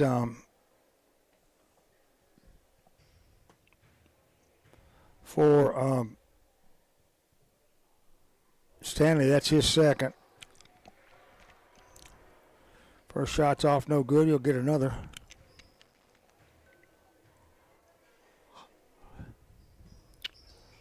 He missed them both. Rebound. Stanley comes up. They're getting Going to for call wall. him for traveling because he fell back and hit his derriere on the floor, both feet off the ground. I guess that registers as traveling. Give it to Baldwin baseline. Driving jumper. Ewing is off, no good. Gets his own rebound, and then a whistle and a foul is going to put Ewing back on the line. Foul is on Murphy, his third, I think. They said he's second. Okay, second. Okay. Glad I got you to correct me. Yeah. As Ewing's first shot is successful with hitting the iron at least 5 times, but it came off. Second shot, that one came off on the first bounce. Rebound, Wyke to Saunders. Now to Burdine on the left wing. Burdine to Lamarian. Now to Saunders. Head fake, drives. 12-foot jumper off the right. No good. Rebound. It's going to be picked up by Wyke. Misses the layup going back on to the glass, and it will be Baldwin with the rebound. Craven all the way down the floor, drives in, puts it off the glass. Goodness gracious. Guy, been doing that all night. We'd be in trouble. He just took it and slipped it in there with the left hand. Tigers up by 15. Need some points here, some gravy points. So they work it over now. To Saunders, head to the key. Goes right to Burdine. Burdine spins. What a move. He was open, missed the shot, though, and it came off hard. Robinson with the rebound down for Baldwin. With 1:30 left to go in the third. Tigers up 44-29. Pass inside. Going up for a shot is Ewing, and he's going to be fouled, and I think Stanley's going to be the recipient. I think that may be Murphy. No, they're going to get Stanley. I thought Murphy's one that they were looking at. All right, that's going to be 3 on him. Am I right? Jalen Ewing on the line, shooting 2. First shot's good. We're the official scores up here, so we got to make sure. Yeah, absolutely. Everybody watches my scoreboard. 127. Getting back to business here. Second shot, got both of them. So, 44-31. Tigers up by 13. It's seesawed back and forth from 15 down to 2 all night long. Davis across the timeline, 1:17 left to go in the third. Davis picks up his dribble, gets it over now to Baldwyn on the left side, way outside. He charges in the lane, stops, fires it off the rim, missed it, rebound taken down by Ewing. He's running, has it stripped away. Davis will bat it away, and they're going to call Jaden. Well, that's going to be his fourth, isn't it? Fourth. Yeah. So he's going to be in jeopardy of losing his participation in this game if he fouls again. I see that Stanley, who had checked out, checked right back in, or ready to check back in. Well, he had 3, so they put Davis back in, but right. I don't know. That was kind of a Hayes, Colton Hayes, who was shooting, missed the first free throw, and now indeed Jaden comes to the bench. Ian comes in,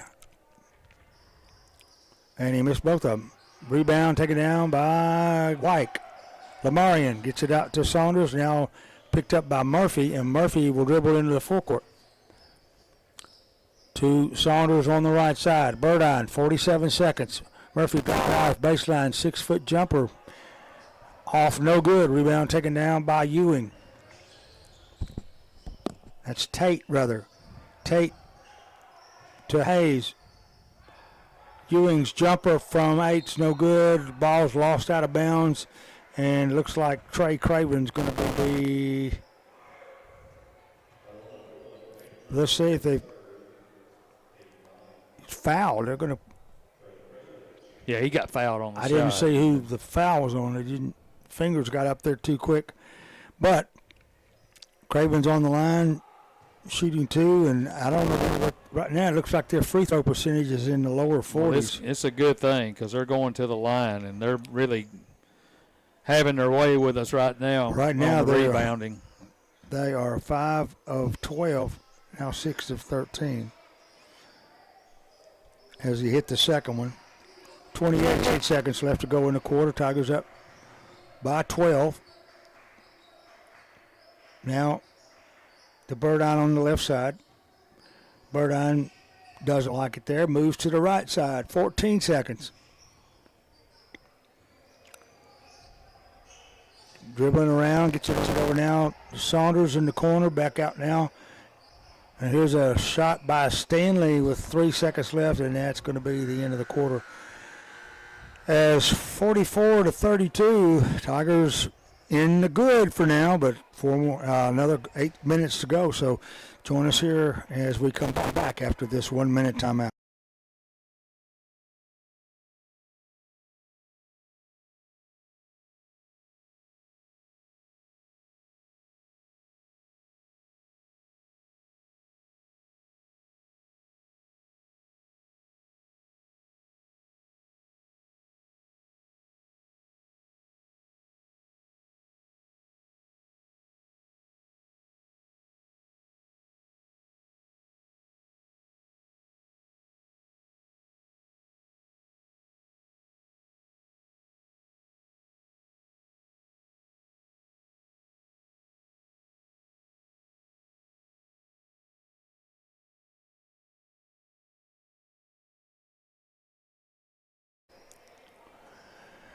Well, it comes down to this. 8 minutes on the clock. Tigers up 44-32. Let's see what happens with the basketball. Baldwyn will dribble it down for the Tigers to begin the fourth quarter. And to Saunders on the left wing. Saunders given a 10-foot jumper, didn't take it. Gets it over to Murphy in the corner for 3. He bagged it. That's a good start to the fourth. Murphy. And now here's a 3 on the other end, put up very quickly by Craven. Rebound Murphy outside to Baldwyn. Baldwyn to Saunders. Saunders drives to the glass, lays her up and in. Tigers pick up 5 quick points here to begin the fourth, and they lead by 17. So drive in now to Ewing. He spins, moves, and lays it up and in. He's get going to be your fouled. hands up instead of around their neck. And there's a whistle. That's going to be on Smith. That's going to be his 4 on him, yeah. So Stanley's going to check in, I think, now for Smith. Yeah, we're starting to get a little bit of foul trouble now. Yeah, 7 minutes left. We've got, let's see, 2 with 4, 1 with 3. And Ewing hits the free throw. And here come the Tigers up by 14. And Baldwyn gets it over to Stanley in the corner, back to Baldwyn. Baldwyn goes in, dribbles it on his foot. It's going to be picked up by Johnson. Johnson's in the forecourt, stops, back now to Craven. Craven takes the long three. Got it. Hit the front rim, the center of the square, and laid right in the net. So Craven gets a three there, cutting the Tiger lead. Tigers bring it down. They go to Baldwyn on the left wing. Baldwyn splits a double team, goes under, missed the layup. Got in and tight. There was a man underneath him. He jumped up and just threw it a little too hard off the glass. And now there's a blocking foul is going to be called on Baldwyn as Craven turned toward the lane and ran right in to Baldwyn. Baldwyn picks up the foul, and that's his first. So that's one we can spare. Craven in the corner, goes under to Ewing. Ewing's shot rims out. Rebound, fought for. Stanley had it, lost it, tapped out by, they're saying Stanley touched it last. 6:12 left to go in this ball game. 49-38. Tigers on top. Here's a long three off the left side. Bang. Colton Hayes cut the lead in a big chunk there. Now it's an 8-point lead. We're back to that business again. So White goes right side to Saunders. Saunders guarded by Craven. Goes over now to Murphy, to Baldwyn on the left. Baldwyn shuns the three, backs up toward midcourt. And he's going to get, he's going to be fouled there by Hayes, but I saw Hayes' head snap back. Baldwyn gave him a shot as he backed into him. Give it to the Tigers in the backcourt. Baldwyn comes out. And Hayes' eyes have got to be watering right now. 5:32 left to go. Tigers up 49-41. Murphy, left side to Baldwyn. Baldwyn against Hayes, goes in, and his reach-in foul is going to be called. And that's going to be on, I believe that's going to be on Johnson. But Baldwyn takes the inbounds pass following the foul. Go to Murphy. Murphy on the baseline for two, but he got it. That's probably about a 12-footer. Down comes Craven on the right side, gets it underneath that Ewing. It won't go, followed by Craven's off, no good. Rebound, Saunders. Saunders down to Murphy on the right wing. 51-41, Tigers by 10. 4:50 left to go in the game. Saunders dribbles slowly, goes Stanley on the left side. In the circle he goes, stops on the free throw line, gets it left wing now to White. Now to Murphy in the corner. Saunders giving the open three, doesn't take it. Backs up. Goes to Stanley on the left. Tigers could use to burn some time here. So there we go. As White tries to get it off to Baldwyn, has it tipped away, thrown in the backcourt, and Stanley, or rather Saunders, is there to steal it back. So the Tigers get it back underneath. They go into the Marion. In the corner now to Stanley, back outside to Murphy. Murphy, head of the key, goes outside now to Saunders. Tigers back on the offensive attack. Now to Baldwyn. Baldwyn guarded by Cravens. It's going to be halted there with a timeout called by Coach Geyer. 3:44 left to go for. Tigers up 51-41. We'll be back in 30.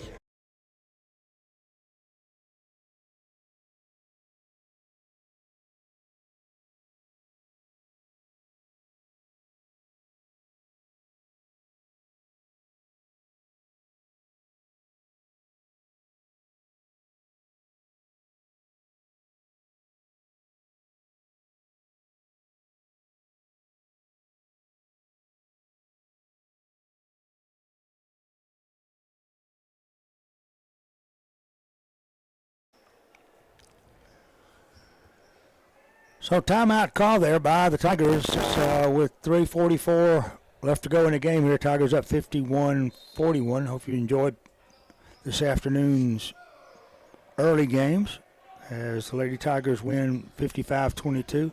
Tigers on top by 10 right now in the fourth. Saunders has it on the left wing following the timeout. Not in any hurry. Goes to Davis. Davis may have gotten away with a walk there. Saunders has it, or Wyke has it rather, on the left wing. Goodness. Goes to the floor, and a timeout call by Hardin County to retain possession of the basketball. With 3:22 left to go in the game, we'll take a 60-second break, and we'll come right back. Tigers lead at 51-41.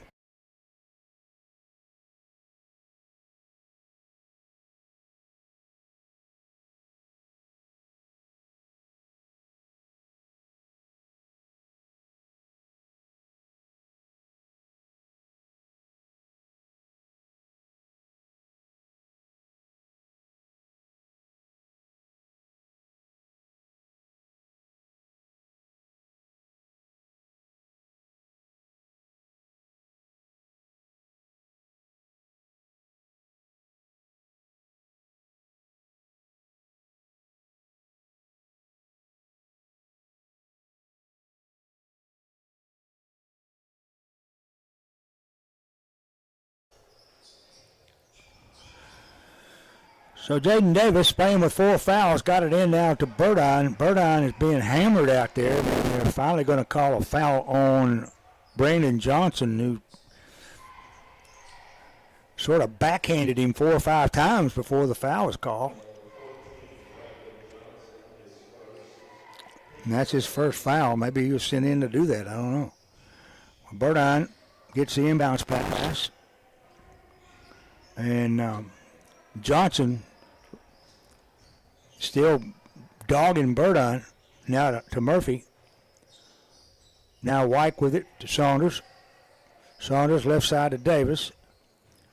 Davis now down to Wyke.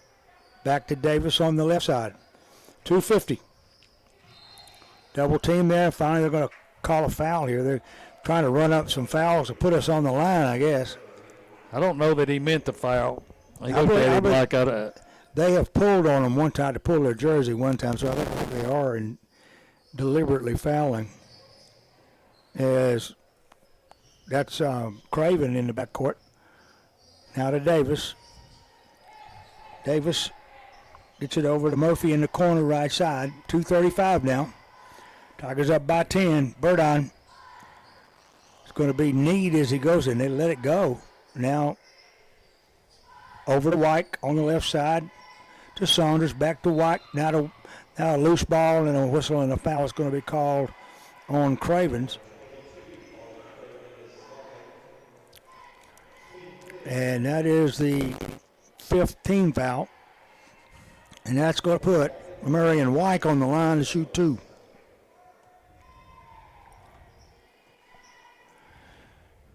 Two minutes, 21 seconds left in this game.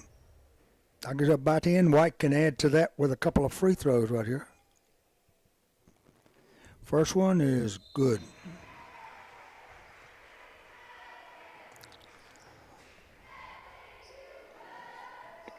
Second one.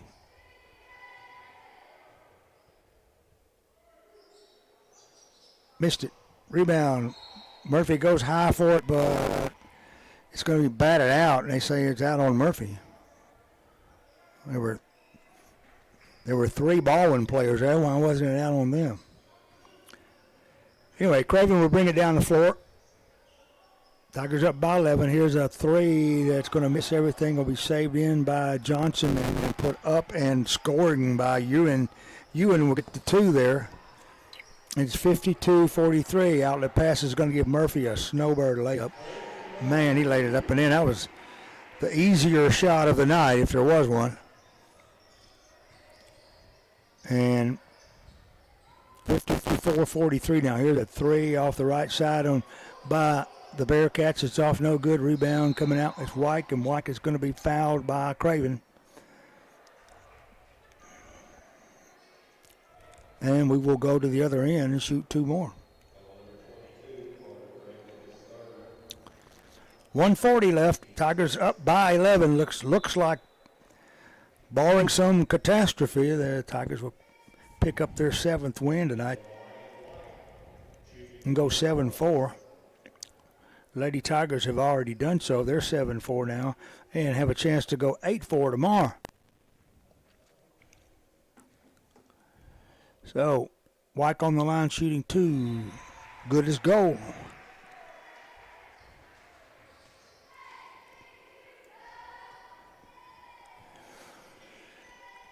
Right now, the Tigers shooting just north of 50% for the game, about 53%.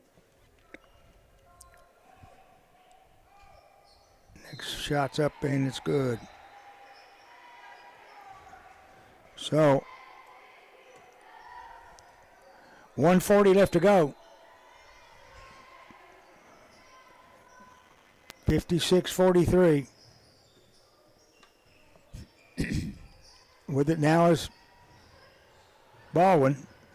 They go on the left side, driving. Ewing's off no good with the shot.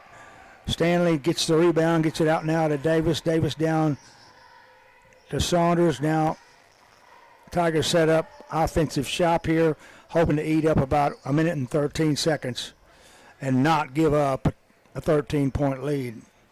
So Baldwyn stops at the head of the key, goes left side now to Wyke. Wyke will be fouled by Johnson, Brandon Johnson, and he'll go to the line to shoot 2.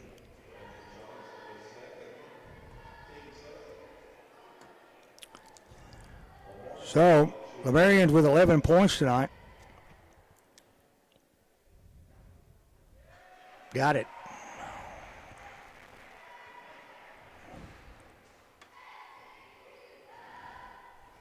.102 left on the clock now. Second shot is good. So Lamarian's got 13 now, and it's 58-43. Across the timeline come the Bearcats. Ashton Grice dribbling. Now in the corner to Hayes. Hayes tries to go to Robinson on the inline and overthrows him out of bounds. 42 seconds, and this game will be firmly in the grasp of the Hardin County Tigers tonight. Into the game for the starters and others. Hunter Reeves is checked in. Also Heath Hardin. Also Murphy stays in. Also Saunders, and of course Aiden Coleman in. Here's a long pass cross court for 34 seconds. Coleman dribbling in the backcourt, in trouble. Going to pass it off down in the corner, and there's not going to be anybody there to receive it. No friendly faces anyway. With 23 seconds, and working with it is Grice. Now to Robinson on the baseline. 14 seconds. Somebody will take the last shot of the game here, I think, on this possession for sure. Now to Grice. 4 seconds. Here's a shot with 5 left. It won't go. Rebound taken down and controlled by the Tigers. Game comes to a conclusion. That final rebound brought to you by Hunter Reeves. So 58-43, the final score. Tigers win 2 here at home tonight. And we have one last little thing to do tomorrow before the Christmas holidays. And then we'll come back, go to the Peggy Bang Classic the week after Christmas, and then we'll start the new season on January the 3rd.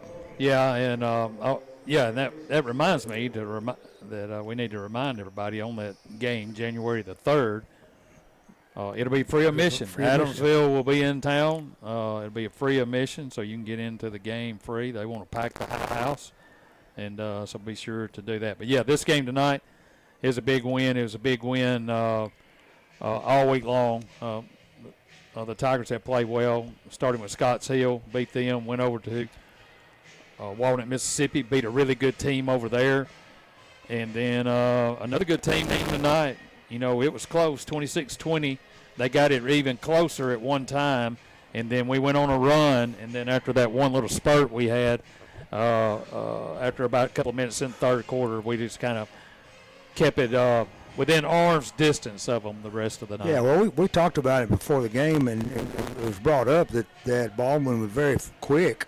Well, in my mind, the quickest team on that floor tonight was Hardin County. We got in places we hadn't been getting all year, and I bet we had at least 20 or 24, 26 points of our 58 points were on fast breaks and breaks to the basket. Yeah, man, so, it was a clinic out there between Lamarian and Jackson, and then also Jacob too, running the floor. Right. And then Peyton Murphy got into the act. So it was a big win all the way around for everybody, and a nice way to end the week for them with a 3-game winning streak.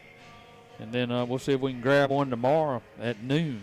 Sounds like a real deal. Let's look at the scoring first for Baldwyn.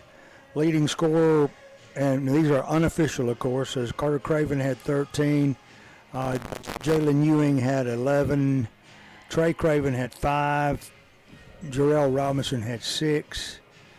And Brandon Johnson with 2. And the player named Tate, I didn't have a first name, he had 3. And that is the scoring for Baldwyn. For the Tigers, leading scorer tonight is going to be Jackson Burdine with 15. He'll be followed by Lamarian White with 13. Peyton Murphy with 11. Jacob Saunders with 9. Jaden Davis with 8. Garrett Sipes with 2. And I believe that's it. So that's your scoring for tonight. Tigers win it big, 58-43. Lady Tigers win 55-22. It's a good night. And we'll see you tomorrow at noon. Yeah, tomorrow morning. Matter of fact, for me, don't forget Sports Talk. Yeah, Coach Kirk and Coach Gower will be in. We'll talk some more about tonight's game, get you set up for tomorrow's game at noon with Florence coming into town. And also remember Coach to Coach at 8. They'll take you inside the playoffs and take a deep dive into Tennessee, Ohio State tomorrow night. That can be heard right here on 93.5 FM. Kickoff time 7 p.m. Sounds like a weekend plan. Of course, I hope all of you out there listening tonight are getting in preparation for a really nice Christmas.